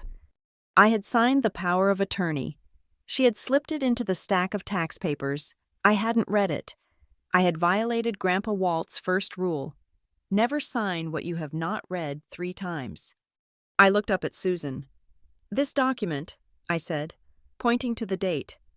"I was in Germany when I signed this. I did not know what it was. It was presented to me under false pretenses." I cannot speak to that," Susan said, looking uncomfortable. "It is notarized." "Who is the notary?" I asked. I looked at the stamp. Barbara J. Miller. "She is a friend of my stepmother," I said flatly. "She works at the same real estate agency." Of course, Valerie had gotten me to sign the paper, and then she had taken it to her friend Barbara, who had stamped it without me ever being in the room. That was illegal. That was invalid. "This is fraud," I said. "Ms. Flynn," Susan said, her voice dropping, "if you are claiming this is fraud, we have to freeze the application. We have to open an internal investigation." "Do it," I said. "Freeze it. Cancel it, and I want you to put a note on my file, a permanent note. I took a pen from her cup. I grabbed a piece of blank paper. I wrote in bold, block letters. I, Paige Marie Flynn, revoke all previous powers of attorney granted to Thomas Hart or Valerie Hart. Effective immediately. I do not authorize any loans, accounts, or transactions in my name initiated by third parties. I signed it. I dated it. Notarize this, I told Susan. Right now. She did. She looked terrified of me. She stamped the paper, her hand shaking slightly. Can I have the file? I asked.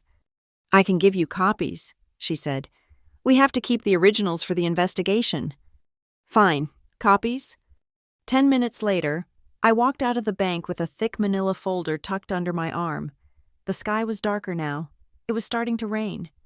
I sat in my car and dialed a number. It was the number on the business card Grandpa Walt had put in the secret envelope.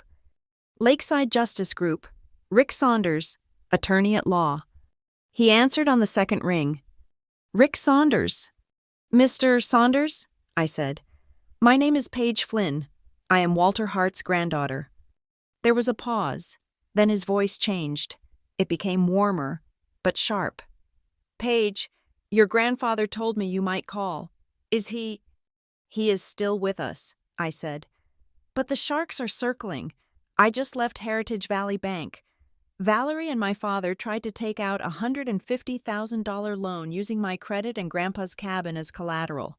They used a power of attorney I signed unknowingly in 2018. Did they get the money?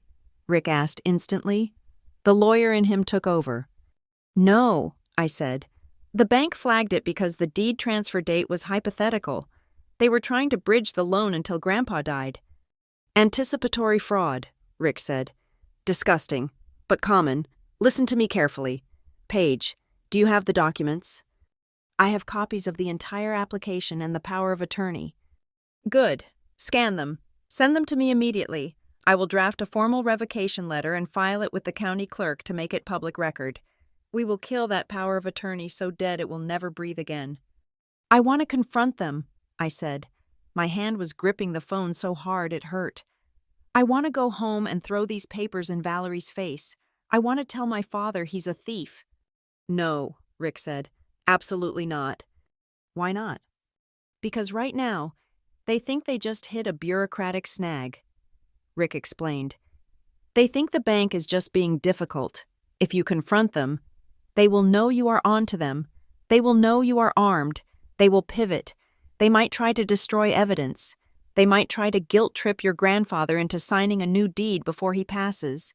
You cannot show your hand yet. So I just go home and eat dinner with them? I asked incredulously. I just pretend they didn't try to indenture me to a bank for 30 years? Yes, Rick said. You go home, you eat dinner, and you listen. You let them talk. You let them dig the hole deeper.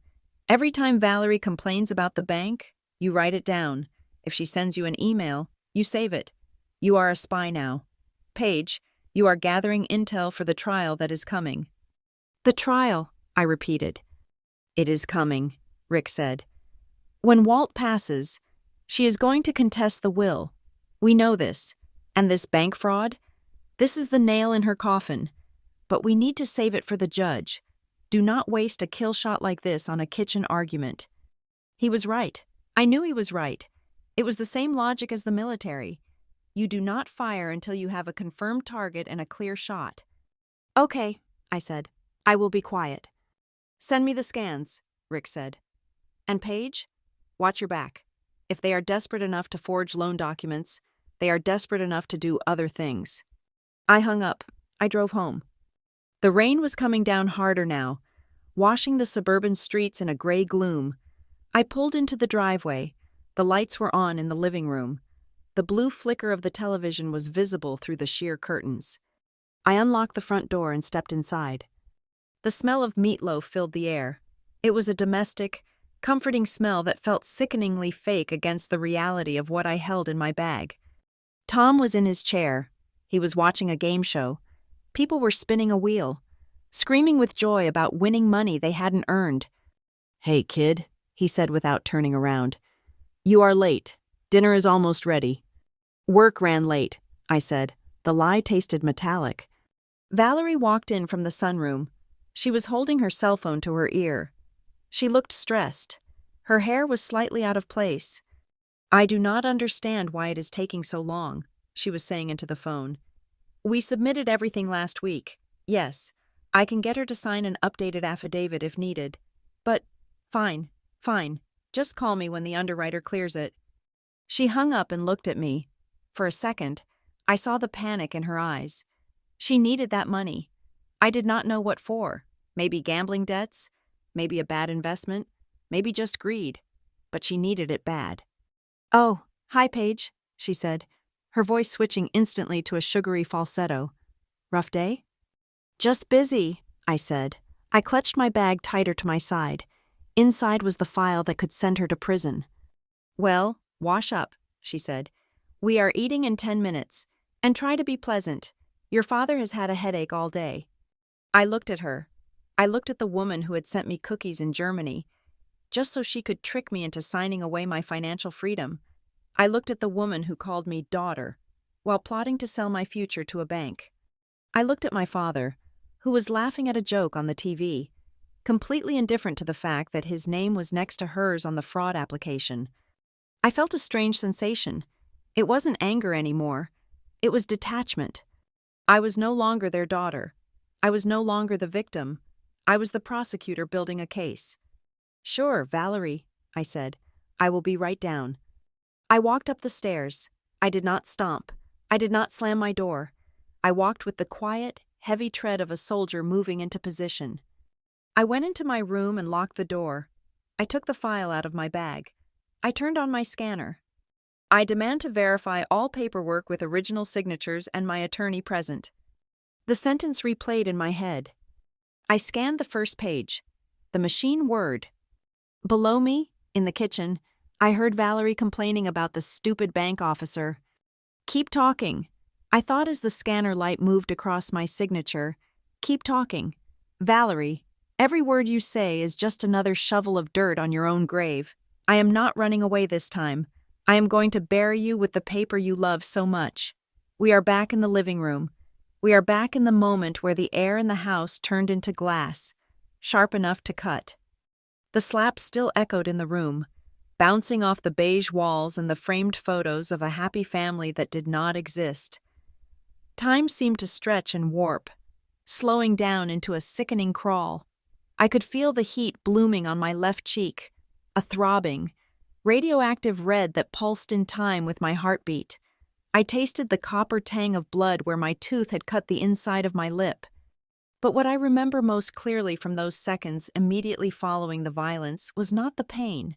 It was the sound. It was the roar of the football crowd on the 60-inch television. They were cheering a touchdown. The announcer was screaming in ecstasy, and underneath that electronic wall of noise, there was a small, pathetic sound. Clink. A ceramic coaster had been knocked off the end table when I stumbled into the furniture. It hit the hardwood floor and spun. A hollow, rhythmic rattle that seemed to go on forever. And then, the sound of my father. Tom Hart did not jump up. He did not drop his beer.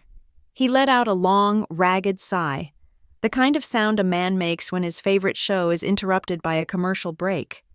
He shifted his weight in the recliner, the leather creaking under him, and adjusted his glasses. He looked annoyed, not horrified, annoyed. I stood there, wiping the blood from my lip, and I looked at Valerie. She was standing with her chest heaving, her hands still raised slightly, her fingers trembling. The mask of the concerned stepmother had cracked wide open, revealing the desperate, cornered animal underneath. But Valerie was a professional manipulator. She knew she had crossed a line, and her instinct was not to apologize, but to rewrite the narrative immediately. She lowered her hand and smoothed her cardigan. She looked at me with eyes that were suddenly filled with a toxic mixture of pity and disgust. "Look at you," she spat. "You are shaking. You are completely unstable." "I am shaking because you just hit me," I said. My voice was low, surprisingly steady. "I hit you because you were threatening me," she shrieked. her voice rising to a pitch that was meant to sound like fear. "You came at me. You are dangerous. Paige, everyone knows it. You came back from the army with that look in your eyes. You have issues. You have trauma. And now you are taking it out on us." She was laying the groundwork. I could see the gears turning in her head. If I called the police, she would tell them I had a PTSD episode. She would tell them I attacked her and she was defending herself. She would use my service, the very thing that had saved me, as a weapon to paint me as a broken, violent veteran. "You need help," she continued, gaining confidence as she spun the lie. "We have tried to be patient with you. We have tried to give you a home, but you are paranoid. You are imagining things about money, about the house. It is all in your head. Paige, it is a sickness." I watched her. I watched her try to gaslight me in real time. A younger version of me might have cried. A younger version of me might have doubted my own sanity. But I wasn't young anymore, and I had a file in my bag that proved my sanity was the only thing in this room that was intact. I swallowed the blood in my mouth. I did not scream. I did not defend my mental health. I went on the offensive. "Is the loan application in my head, Valerie?" I asked. The room went silent. The football game raged on, but the silence between us was absolute. Valerie blinked. "What?" "The application for a home equity line of credit," I said, enunciating every word clearly. "For $150,000, with Heritage Valley Savings and Loan, the one that lists me as the primary borrower and uses Grandpa Walt's cabin as collateral for a renovation loan." Valerie's face went pale. It wasn't a gradual fade. The color drained from her skin instantly, leaving her looking gray and waxy. She opened her mouth, but no sound came out. "Did I imagine the power of attorney you forged?" I continued, stepping closer to her. "The one you slipped into my tax papers in October of 2018 while I was stationed in Germany? Did my PTSD invent the fact that you tried to mortgage a house my grandfather is still living in?" "I do not know what you are talking about," Valerie stammered, but her eyes darted to Tom. "You are crazy. You are making things up." "Heritage Valley Savings and Loan," I repeated. "I went there today. Valerie, I spoke to the loan officer. She gave me copies of everything.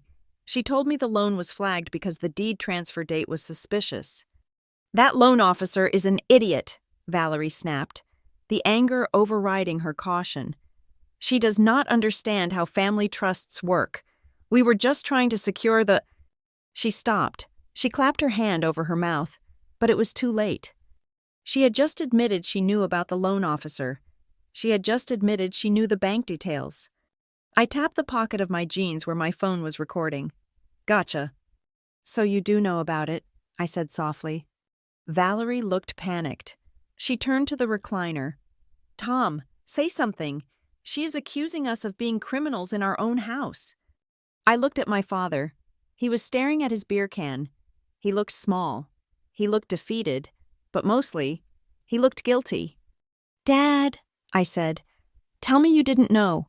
Tell me she did this behind your back. Tell me you didn't agree to use my name to cover your debts." Tom sighed again. He finally looked up, but he didn't look at me. He looked at the wall just past my shoulder. "Paige, honey," he said, his voice tired and whining. "Please, just stop making a scene. We are in a tight spot. The business. Things haven't been good. Valerie found a way to fix it. We were going to pay it back. It was just a bridge loan. Nobody was going to get hurt." My heart broke. It didn't shatter loudly. It just quietly turned into dust. "You knew," I whispered. "You knew she was stealing my identity. You knew she was trying to pawn Grandpa's house before he was even dead." "It is not stealing," Tom said, finding a sudden, pathetic burst of energy.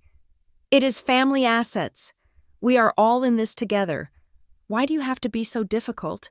Why do you have to be so selfish? Just sign the papers. Paige, sign the agreement Valerie gave you. Let us fix this. If we do not get that money, we are going to lose this house. Is that what you want? You want your father on the street?" He was not protecting me. He was asking me to be the human shield for his own failures. He was asking me to light myself on fire to keep him warm. I am not signing anything, I said, and I am not selfish. Dad, I am the only person in this room who isn't a thief. Watch your mouth, Valerie screamed. She lunged at me again. She had lost control. The facade was gone, and she was just a desperate woman trying to physically force the world to obey her. She reached for my arm. Her fingers hooked like claws, intending to shake me, to hurt me, to make me submit. I reacted without thinking. It was muscle memory. As her hand came toward me, I stepped to the side, pivoting on my back foot. I caught her wrist with my left hand and used my right forearm to block her elbow. I didn't strike her. I didn't break her arm, though I easily could have. I simply immobilized her. I used her own momentum to spin her around and pin her arm against her back. I pushed her away, firmly but gently. She stumbled into the sofa, gasping. "Do not touch me," I said. My voice was ice cold. "Do not ever put your hands on me again." Valerie stared at me, clutching her wrist. She looked terrified. She had forgotten that the girl she used to bully was now a soldier who had been trained to kill people far more dangerous than a suburban real estate agent. "You assaulted me," she screamed, looking at Tom. "Call the police. Tom, she is dangerous." "Go ahead," I said. "Call them. I will show them the bruise on my face. I will play them the recording of you admitting to bank fraud, and then I will give them the number of my lawyer." The word lawyer hung in the air like a guillotine blade. "You have a lawyer?" Tom asked, his voice trembling. "I do," I said. "His name is Rick Saunders, and if you come near me, or if you try to sign my name on one more piece of paper, the next time you see me will be in a courtroom. And Dad, I won't be sitting at the defense table." I looked at my father one last time. He had turned back to the TV, unable to handle the reality of what was happening. He was retreating into the safety of the game, pretending that his daughter wasn't leaving, pretending that his wife wasn't a criminal. "You chose," I said to his profile. "When she hit me, you didn't move. You chose the TV. You chose the silence, so you can keep it." I turned around and walked up the stairs. My legs felt heavy, but my mind was crystal clear. I went into my room. I didn't cry. I didn't panic. I pulled my military duffel bag out of the closet, the same one I had carried for 8 years. I started packing, not everything, just the essentials. My laptop, my hard drive, the folder from the bank, the blue folder from Grandpa's safe, my uniform. I was leaving, but I wasn't running away. There is a difference. Running away is an act of fear. Leaving is a tactical maneuver. I had one last thing to do. I reached into the bottom of my electronics drawer and pulled out a small, black cube. It was a nanny cam I had bought weeks ago. Back when I first suspected they were going through my room, I hadn't used it yet. I went back downstairs. The living room was quiet. Tom and Valerie were in the kitchen, arguing in hushed, hissing whispers. They were too distracted to hear me. I walked into the living room. I moved a stack of books on the bookshelf that faced the sofa and the television. I placed the small camera between a dictionary and a decorative vase. The lens was perfectly positioned. It captured the recliner, the sofa, and the entire center of the room. It had a motion sensor. It had a 60-hour battery life. I turned it on.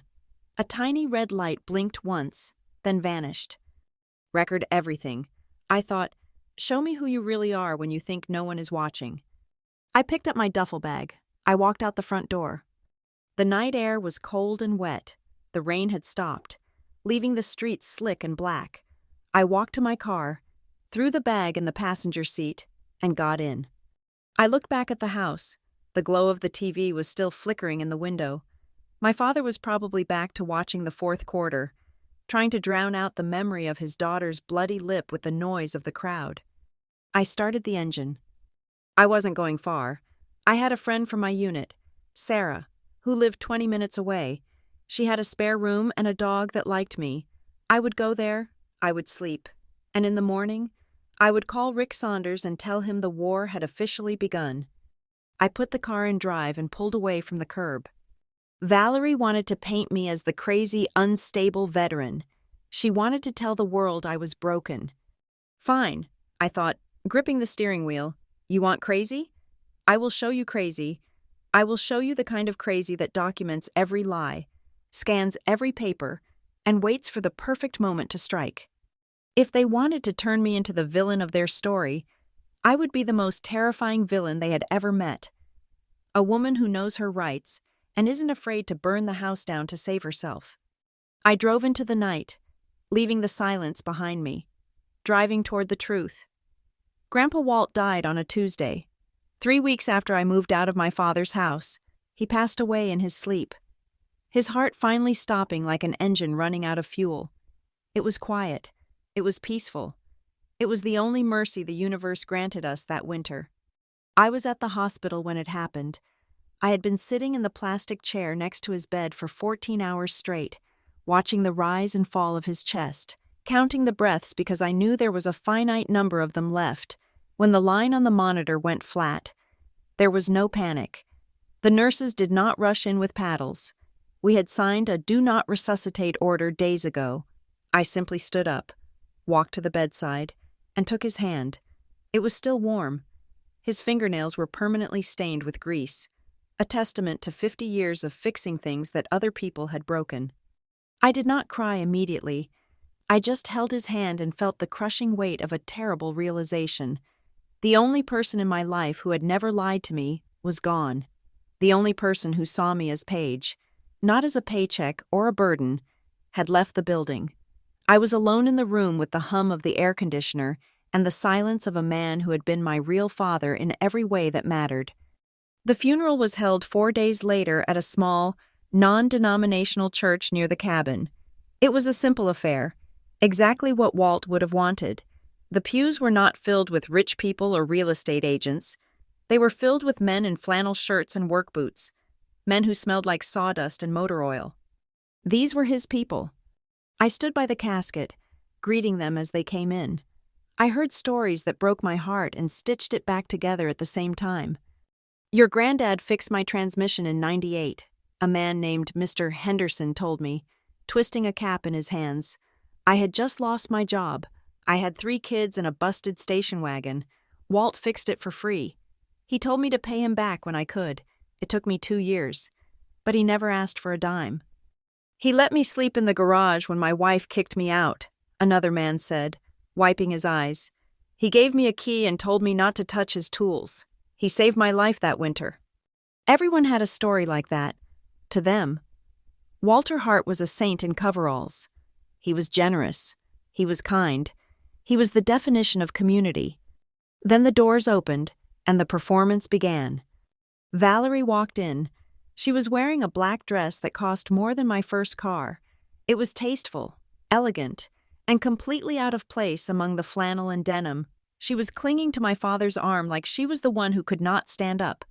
Tom looked shell-shocked, his face pale and puffy, but Valerie looked ready for her close-up. She was sobbing. It was a loud, theatrical sound that turned every head in the sanctuary. She threw herself into the role of the grieving daughter-in-law with an intensity that was almost impressive. She hugged people she had never met. She dabbed at dry eyes with a lace handkerchief. She stood next to the casket and stroked the wood, whispering "Dad," loud enough for the back row to hear. I stood 10 feet away, my back straight, my hands clasped behind me in a parade rest position. I did not shed a tear. I refused to give her the satisfaction of seeing me break. "Oh, Paige," Valerie said, coming over to me in front of a group of Walt's old poker buddies. She reached out to hug me, but I took a subtle step back. "You look so hard. It is okay to cry. Honey, we are all family here." "I did my crying at the hospital," I said quietly, "when I was the only one there." Valerie's eyes narrowed, but she kept the sad smile plastered on her face. She leaned in close, pretending to fix my collar. "Do not make a scene," she whispered, her voice like a razor blade wrapped in silk. "Everyone is watching. Try to act like a human being for once." She pulled back and let out a fresh sob, turning to a neighbor. "It is just so hard on Tom," she wailed. "He was so close to his father. They spoke every day." It was a lie. They hadn't spoken in months, except when Valerie wanted something, but the neighbors nodded sympathetically. They saw a grieving son and a supportive wife. They did not know the truth. After the service, there was a small reception in the church basement. Coffee and stale donuts. I stayed near the back, watching the room. I saw Valerie moving from group to group, whispering. She would lean in, shake her head sadly, and glance over at me. I could see the change in people's faces. They would look at me with confusion, then suspicion. I walked past a table of my cousins, distant relatives I hadn't seen in years.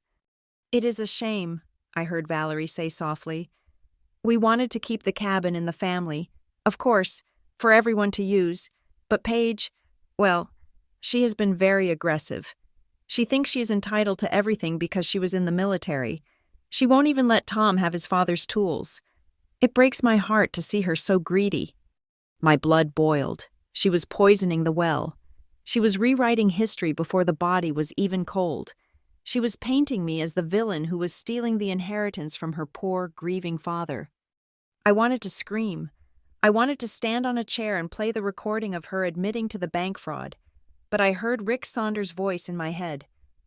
"Do not waste a kill shot on a kitchen argument." I left the funeral early.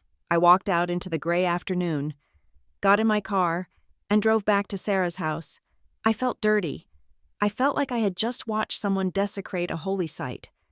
That night, the war moved from the physical world to the digital one. I was sitting on Sarah's couch, staring at the wall, when my phone buzzed. It was a text from a friend in high school I hadn't spoken to in years. "Hey, Paige, I am so sorry about your grandpa. I just saw Valerie's post. Is everything okay? People are going crazy in the comments." I felt a cold knot form in my stomach. I opened the Facebook app. I didn't have to search far. Valerie's post was at the top of my feed, shared by 3 of my aunts. It was a photo of Walt and Tom from 20 years ago, looking happy. The caption was long. "Today we said goodbye to the patriarch of the Hart family, a man who built everything from nothing. We are devastated. But what hurts even more is the betrayal we are facing in our own home. It is truly heartbreaking when the younger generation forgets the sacrifices of their elders. To have a grandchild come back after years away and demand to take everything, leaving her own father with nothing. It is elder abuse, plain and simple. Just because someone served their country does not give them the right to destroy their family. We will fight for Walt's true wishes. Please keep Tom in your prayers as he deals with this greed." She hadn't tagged me. She didn't have to. Everyone knew who she was talking about. I scrolled down to the comments. There were hundreds of them. "So sad when money tears families apart. Stay strong. Val. Ungrateful kids these days. They think the world owes them a living. Wait, is this the granddaughter who was in the army? You would think she would have honor. Disgusting. Sue her. Do not let her take the house." I read them until my vision blurred. Each comment felt like a physical blow. These were people who didn't know me. They didn't know that I had paid the bills for 3 years. They didn't know that Valerie had stolen my college fund. They didn't know about the forged loan. They just saw a sad story about a grieving father and a greedy, entitled veteran, and they attacked. It hurt differently than anything I had experienced in the military. In the army, the enemy is in front of you. You know who is shooting at you. Here, the enemy was my own family, and they were using my reputation as ammunition. They were turning my service, the thing I was most proud of, into a slur. I threw the phone across the room. It hit the sofa cushion and bounced onto the floor. "Don't look at it," Sarah said softly, picking it up. "It is just noise. Paige, it is not real." "It is real to them," I said, my voice shaking. "She is winning. She is turning the whole town against me before we even get to court." "She is loud," Sarah corrected me. "That is not the same as winning." The next morning, the legal hammer dropped. I was drinking coffee, trying to ignore the buzzing of my phone, when Rick Saunders called. "Paige," he said. His voice was brisk, professional, no pleasantries. "We just got served. Valerie has hired a lawyer, a guy named Miller. He is a strip mall shark. but he is aggressive. What are they doing? I asked. They have filed a petition to contest the will, Rick said. They are claiming lack of testamentary capacity and undue influence. Basically, they are arguing that Walt had dementia, that he didn't know what he was doing, and that you manipulated him into signing everything while he was sick. They are asking the court to invalidate the new will and revert to the intestate laws, which would split the estate between his heirs. Since Tom is the direct son, he would get the bulk of it. He didn't have dementia, I said fiercely.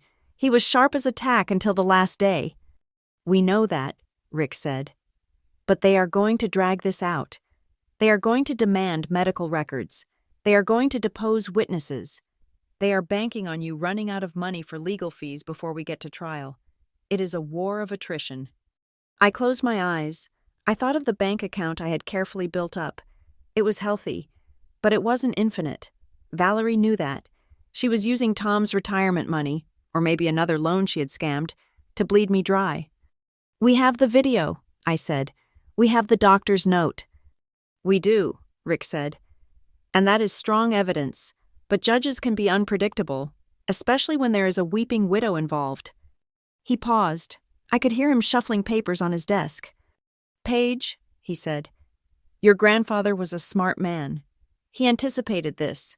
When we made the video, he gave me specific instructions about a sealed supplement to the will. It is currently in a safety deposit box at my firm. I know, I said. I have a copy in the safe at the cabin. You have the letter, Rick corrected. I have the legal instrument, but here's the thing. I cannot just open it and submit it to the court. Walt put a conditional clause on it. It is a break glass in case of emergency document. It is only admissible if the primary will is contested and if the beneficiary, that is you, formally requests a verification of the integrity of the documents in open court. The sentence, I whispered. Exactly, Rick said. He set it up this way to give them a chance to walk away. If they had accepted the will, this document would never have seen the light of day. It would have been shredded. But by contesting it, they have walked right into the trap. So what do I do? We have a preliminary hearing next week, Rick said. It is a mediation session. The judge will try to get us to settle. Valerie and her lawyer will be there. They will offer you a pittance to go away. They will act like they are doing you a favor. And then? And then, Rick said, you decline the offer. You look the judge in the eye, and you say the sentence, exactly as Walt taught you. That is the key that turns the lock. Once you say that on the record, I am legally authorized to produce the sealed envelope, and once that envelope is opened, well, let us just say their argument about undue influence is going to blow up in their faces. I hung up the phone. I walked over to my bag and pulled out the letter Grandpa Walt had left me. I read it again. If you are reading this, the fight has started. They rely on your guilt. Use the sentence. I realized then that the sentence wasn't a magic spell. It wasn't just a clever phrase. It was a legal trigger. Walt had weaponized the probate process. He knew Valerie would lie. He knew she would claim he was crazy. So he had prepared a document that didn't just prove he was sane. It proved she was a liar. He had baited the trap with the house, and Valerie, greedy and arrogant, had snapped it shut around her own neck. I looked at the screenshot of Valerie's Facebook post again. The comments calling me ungrateful. The accusations of abuse. Okay, I said to the empty room. You want to talk about betrayal? Let us talk about it, but we won't do it on Facebook. We will do it in front of a judge. I felt a strange sense of calm settle over me. It was the calm of a soldier checking their gear before a patrol. I wasn't sad anymore. I wasn't hurt. I was ready. I went to the mirror and looked at myself. I looked tired, but my eyes were clear. I demand to verify all paperwork with original signatures and my attorney present. I practiced. Next week, I would say it for real. And when I did, the ghost of Walter Hart was going to walk into that courtroom and bring the ceiling down on their heads. The mediation room smelled of stale coffee and lemon floor wax.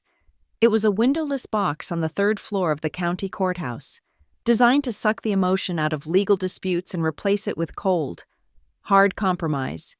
There was a long mahogany table in the center, On one side sat Rick Saunders and me. On the other side sat my father, Valerie, and their lawyer, a man named Greg Miller, who wore a suit that was slightly too shiny and a smile that did not reach his eyes. At the head of the table sat Judge Harrison.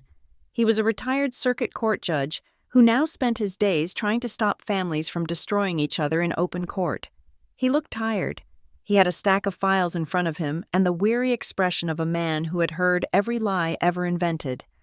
"We are here to discuss the estate of Walter J. Hart," Judge Harrison said, opening the folder. "The purpose of this mediation is to find an equitable solution without the expense and public spectacle of a trial. I have reviewed the filings. We have a contested will. We have allegations of undue influence, and we have a family that is clearly in pain." He looked at us over his reading glasses. "Let us keep this civil," he added. Valerie nodded solemnly. She was dressed for the part of the grieving, respectable matriarch. She wore a charcoal gray skirt suit with a modest string of pearls. Her hair was pulled back in a low bun. She had a tissue clutched in her hand, which she dabbed at her dry eyes periodically. She was not looking at me. She was looking at the judge, projecting an aura of fragile dignity. "Thank you, Your Honor," Valerie said softly. Her voice was a masterpiece of modulation. It was low, gentle, and laced with just enough tremor to sound heartbroken. "We just want what is best for everyone. This has been so hard on Tom. He just buried his father, and now to have to deal with this confusion regarding the estate. It is too much." She reached out and squeezed my father's hand. Tom was staring at the table. He looked smaller than I had ever seen him. He was wearing a suit I recognized from 10 years ago. It was tight around the shoulders. He nodded mechanically at her touch, but his eyes were empty. He was physically present, but mentally. He was miles away, probably wishing he was in his recliner with the football game on. "Mr. Miller," the judge said, "state your client's position." Greg Miller cleared his throat and opened his leather folio. He did not look at Rick. He looked straight at the judge. "Your Honor," Miller began, his voice smooth and oily. "The facts are simple. Walter Hart was 82 years old. He had a history of heart failure. In his final months, his physical decline was rapid. We have witness testimony that suggests his mental state was also deteriorating. He was forgetful. He was easily confused." "That is a lie," I said. I could not help it. Rick put a hand on my arm to silence me. Miller ignored me and continued. "During this period of vulnerability, his granddaughter, Ms. Flynn, who had been absent for 8 years, suddenly returned to the picture. She moved into the family home. She spent a significant amount of time alone with the deceased. Shortly after her return, a new will was drafted. This new will completely disinherits the deceased's only son, Thomas Hart, and leaves the entirety of the estate, including the family cabin, the land, and all liquid assets, to Ms. Flynn." Miller paused for effect. He looked at Tom with practiced sympathy. "We believe this radical change in the estate plan is a textbook case of undue influence," Miller said. "We believe Ms. Flynn used her military background to intimidate and manipulate a dying man into signing a document he did not fully understand. We are asking that the new will be set aside and the estate be distributed according to the previous will, or by the laws of intestacy, which would divide the assets equitably between the surviving lineage." Valerie sniffed loudly. "I do not care about the money," she whispered, loud enough for the judge to hear. "I just hate to think of poor Walt being confused in his final days. He loved Tom. He would never have cut his own son out. It is just not who he was." I stared at her. The audacity was breathtaking. This was the woman who had complained every time Walt came over for dinner. This was the woman who had called him a stubborn old goat and wished he would hurry up and die so they could sell the cabin. Judge Harrison turned to Rick. "Mr. Saunders, your response." Rick did not open a folder. He did not make a speech. He simply reached into his briefcase and pulled out a laptop. "Your Honor," Rick said, "we can debate Mr. Hart's state of mind all day. We can listen to Mr. Miller speculate about my client's intentions, or we can let Walter Hart speak for himself. Rick turned the laptop so the screen faced the judge and the opposing counsel. He pressed a key. The video player opened. It was the recording we had made in Rick's office 3 months ago. On the screen, Grandpa Walt was sitting in a high-backed leather chair. He looked thin. Yes, he looked old, but his eyes were sharp, blue steel. He was looking directly into the camera lens. "State your name for the record," Rick's voice said from off-camera in the video. "Walter Joseph Hart," Walt said. His voice was raspy but clear. "Do you know where you are, Walter?" "I am at the offices of Lakeside Justice Group.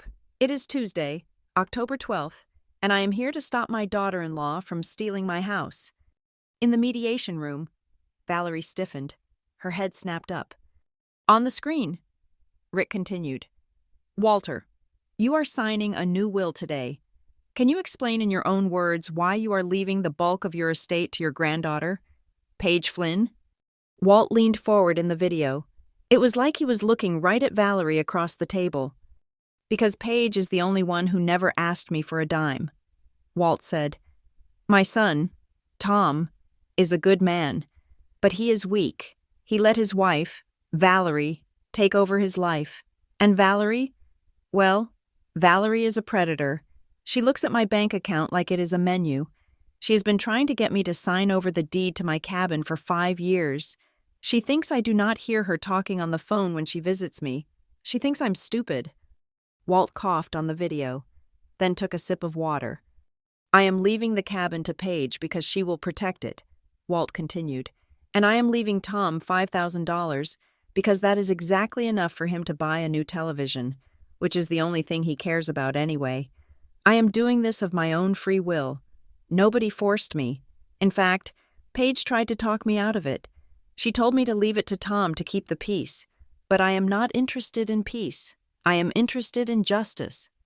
The video ended. Rick closed the laptop.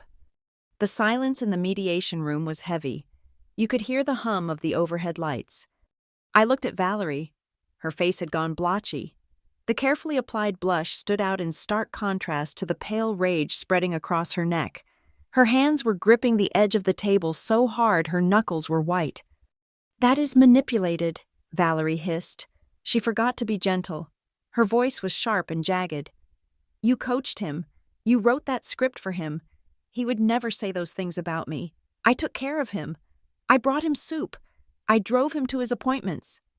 "We have the unedited raw footage," Rick said calmly. "We have the metadata, and we have the affidavit from Dr. Evans stating that Walter scored 30 out of 30 on his cognitive assessment that morning. He knew exactly what he was saying. Mrs. Hart."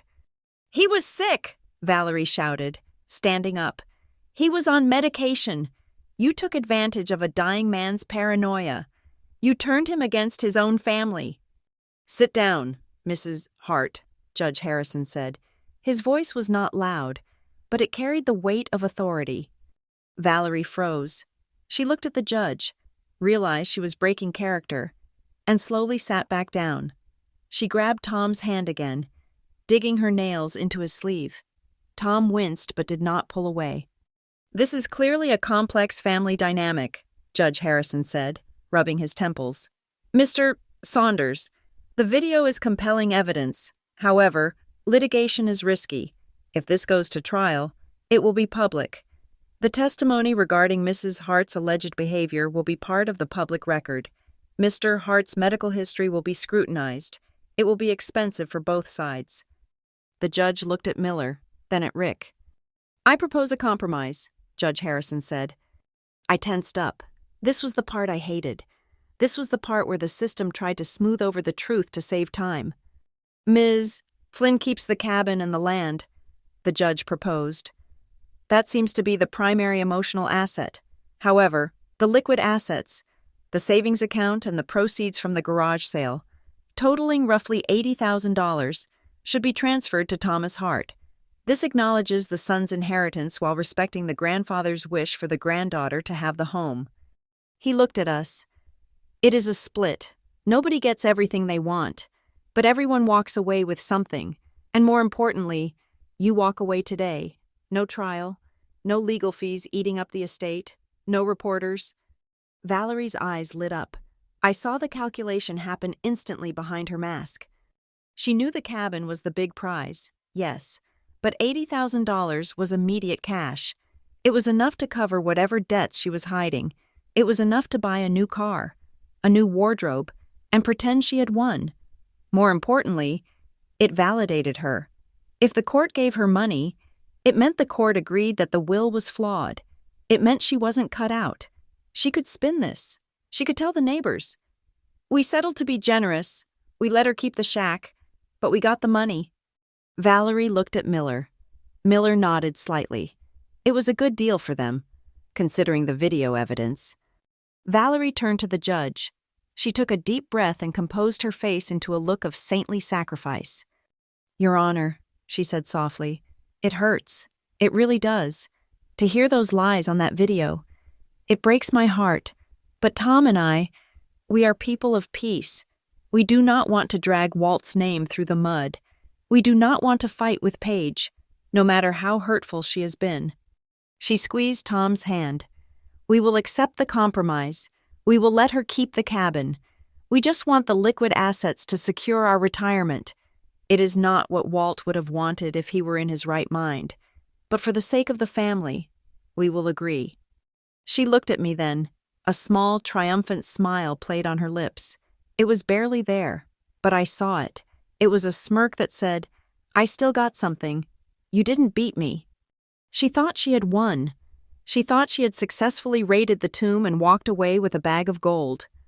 Judge Harrison nodded. He looked relieved. He picked up his pen. Mr. Saunders, the judge asked, does your client agree to this proposal? Rick did not answer. He turned his chair slightly and looked at me. It is your call, Paige, Rick said quietly. It is a guaranteed end to this. You keep the house. You lose the cash. You walk out of here and never see them again. The room went silent. I looked at the table. I looked at the polished wood grain. I thought about the $80,000. That was the money Walt had saved from 50 years of freezing in a garage, fixing transmissions, changing oil, breaking his knuckles on rusted bolts. That was the money he had told me was for my freedom. If I said yes, Valerie would take that money. She would buy a new Lexus. She would go on a cruise. She would spend Walt's life's work on vanity and lies. And she would win. She would win, because she would prove that if you scream loud enough and lie big enough, the world will give you half of what you want just to shut you up. I looked at Tom. He was looking at me now. There was a pleading look in his eyes. He wanted me to say yes. He wanted the conflict to end so he could go back to his TV. He was begging me to let him be robbed so he wouldn't have to fight. I looked at Valerie. She was checking her manicure, confident. She was already spending the money in her head. I felt a coldness settle in my chest. It wasn't the coldness of fear. It was the coldness of a sniper adjusting their scope. I remembered the night she slapped me. I remembered the forged signature on the loan application. I remembered her standing at the funeral, lying to the neighbors. And then, I heard Grandpa Walt's voice. It was as clear as if he were sitting in the empty chair next to me. When they show you who they really are, don't argue with tears. Let the paper talk. I stood up. The chair scraped loudly against the floor. Judge Harrison looked up, surprised. Ms. Flynn? Valerie looked at me, her smile faltering slightly. She expected me to nod. She expected me to fold. She expected the girl who used to do all the laundry to do what she was told. I smoothed my jacket. I picked up the glass of water in front of me and took a sip. I set it down. I looked directly at Valerie. I locked eyes with her, refusing to blink. No, I said. Excuse me? The judge asked. I do not accept the proposal, I said. My voice was steady. It filled the small room. I do not accept giving them $1 single of my grandfather's money, because they are not here for justice. They are here for a payday. Ms. Flynn, the judge said, his voice hardening, this is a generous compromise. If you go to trial, you risk losing everything. I am not gambling, Your Honor, I said. I am following instructions. I turned to the court reporter who was typing in the corner. I wanted to make sure she got every word of this. Then I looked back at the judge. Your Honor, I said, I am rejecting this settlement, and furthermore, I took a breath. I felt the weight of the envelope in the safe box. I felt the ghost of Walter Hart standing behind me, his hand on my shoulder. I demand to verify all paperwork with original signatures and my attorney present, I stated clearly, according to the specific instructions left in the last will and testament of Walter Hart. The room stopped. It wasn't just a silence, it was a vacuum. Rick Saunders smiled. It was a small, sharp smile. He reached into his briefcase and pulled out a thick sealed envelope with red wax on the flap. Valerie's face went from smug to confused. She looked at her lawyer. Miller looked at Rick, and for the first time, he looked scared. He knew what that sentence meant. He knew that in estate law, specific verify and challenge clauses are often triggers for something devastating. What is that? Valerie whispered. Her voice was trembling. What is he doing? Ms. Flynn has invoked the challenge clause, Rick said, standing up and placing the sealed envelope on the judge's desk, which means, Your Honor, I am now authorized to submit the supplemental codicil to the will.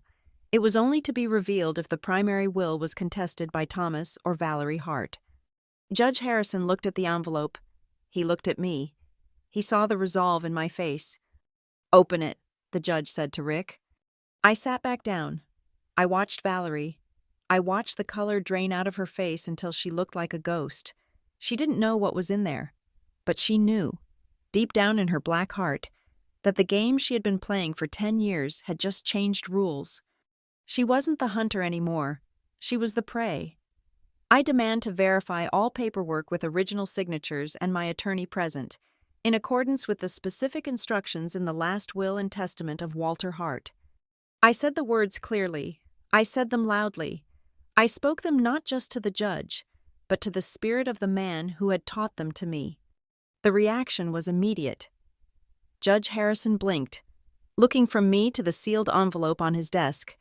Valerie let out a short, nervous laugh, glancing at her lawyer. What is this? Valerie asked, her voice tight. Is this some kind of game? We have a settlement on the table. There is no settlement, Rick Saunders said. He stood up and reached for the envelope. Your Honor, as Ms. Flynn has invoked the verification clause, I am now legally obligated to unseal the supplemental affidavit attached to the will. This is a document my client, Walter Hart, prepared specifically for this contingency. Open it, Judge Harrison ordered. Rick tore the red wax seal. The sound of tearing paper was the only noise in the room. He pulled out a stack of documents and a small USB drive. Your Honor, Rick began, his voice taking on the sharp, clinical tone of a prosecutor. This document is titled Statement of Intent Regarding Financial Abuse. In it, Walter Hart explicitly states that if his son or daughter-in-law contests his will, the court is to view that action as an attempt to conceal a pattern of financial exploitation. Objection! Greg Miller, Valerie's lawyer, shouted. This is hearsay. It is a sworn affidavit, Rick countered, and it is supported by evidence. Rick handed a copy to the judge and another to Miller. Valerie snatched the paper from her lawyer's hand. I watched her eyes scan the page. I saw the blood drain from her face until she looked like she was made of chalk. In this statement, Rick continued, Mr. Hart details multiple instances where Valerie Hart attempted to coerce him into signing over the deed to his cabin. He documents the dates she came to his home uninvited. He documents the conversations she had with him while he was medicated in the hospital. But most importantly, he documents the unauthorized use of the Hart family name to secure credit. Rick placed a piece of paper on the projector. It was an email printout.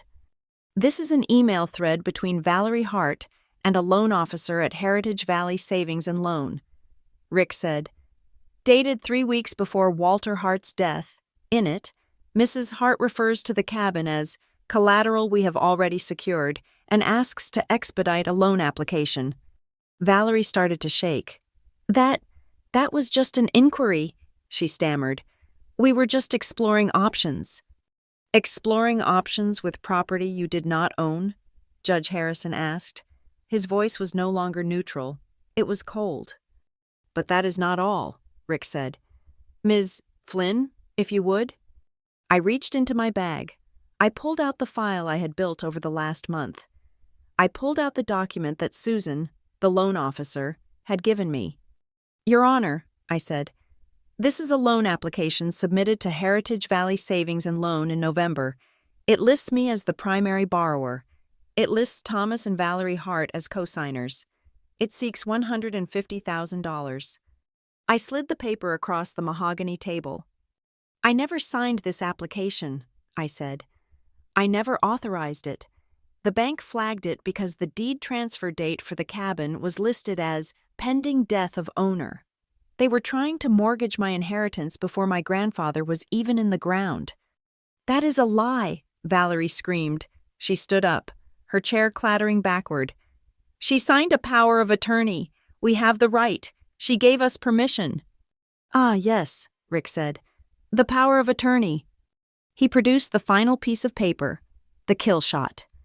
This document, Rick said, holding up the power of attorney, is dated October 14th, 2018.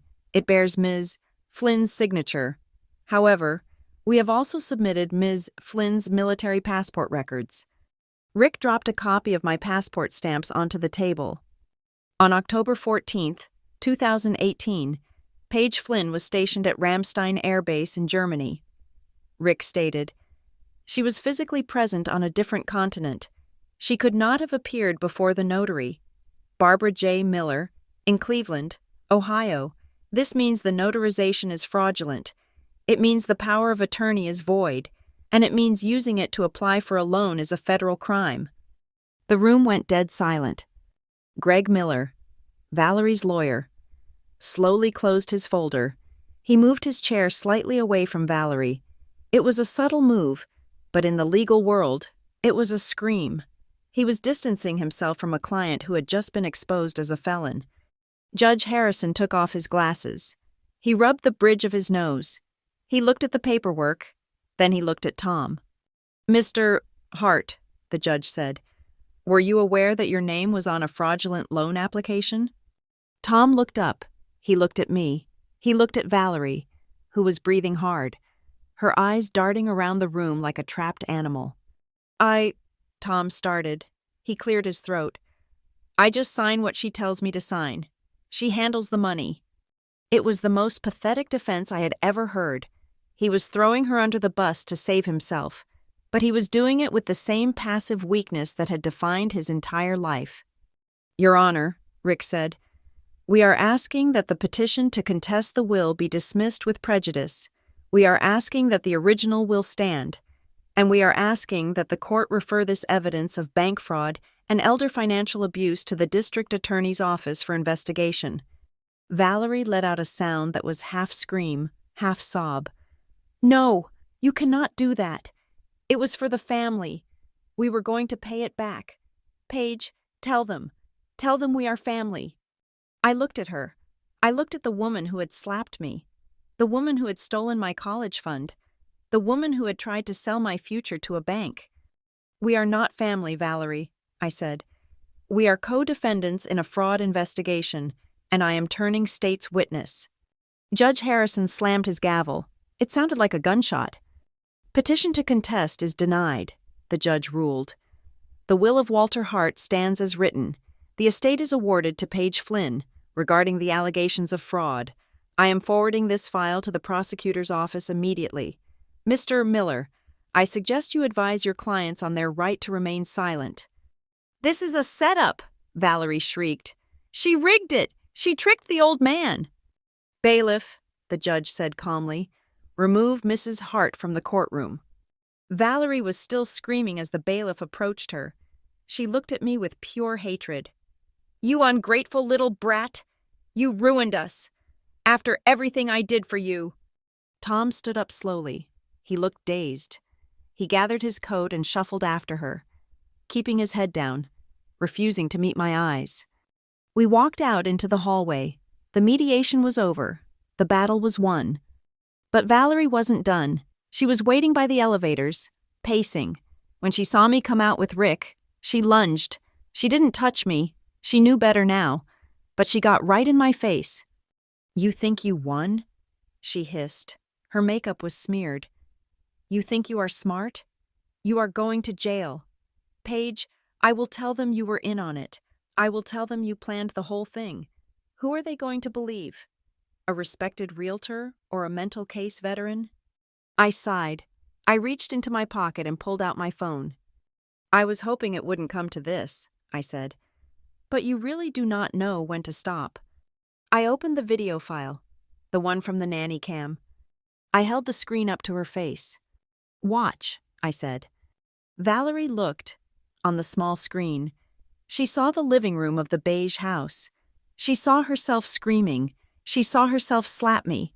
She saw me stumble into the table.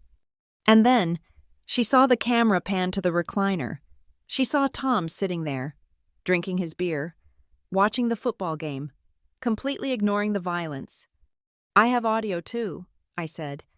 "I have you admitting you knew about the bank loan. I have you threatening me. And I have Dad doing absolutely nothing."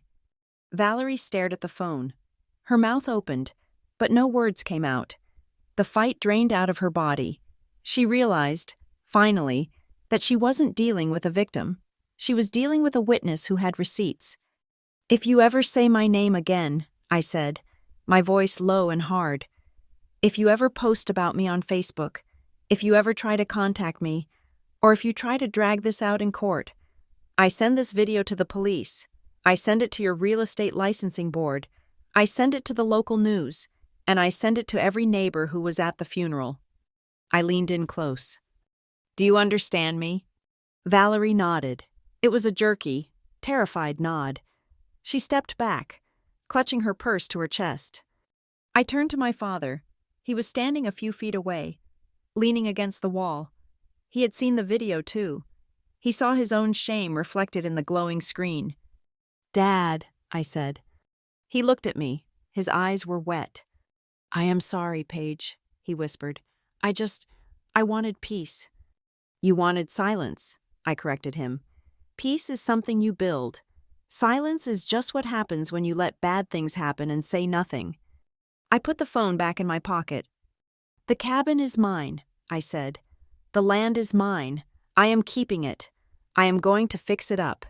If you ever want to come visit, if you ever want to be a father instead of an accomplice, you know the address, but do not bring her. She is not welcome on my land."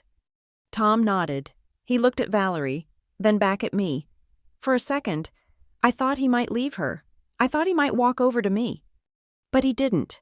He slumped his shoulders and moved to stand next to his wife. He chose his path. He chose the recliner. "Goodbye, Dad," I said. I turned and walked down the hallway with Rick. I didn't look back. I didn't feel triumph. I didn't feel happy. I felt light. I felt like I had been carrying a 100-pound rucksack for 10 years, and I had finally dropped it. 6 months later. I am sitting on the porch of the cabin. The air is crisp, smelling of pine needles and damp earth. I have spent the last half year stripping the varnish off the logs, resealing the roof, and turning the dusty old workshop into a bright, functional office. It is not just my home anymore, it is a headquarters. I use the money I saved from my job, and the money I didn't have to spend on Valerie's debts, to start a small nonprofit. I call it the Walt Project. I work with other veterans, helping them navigate the financial minefields of returning home. I teach them how to read contracts.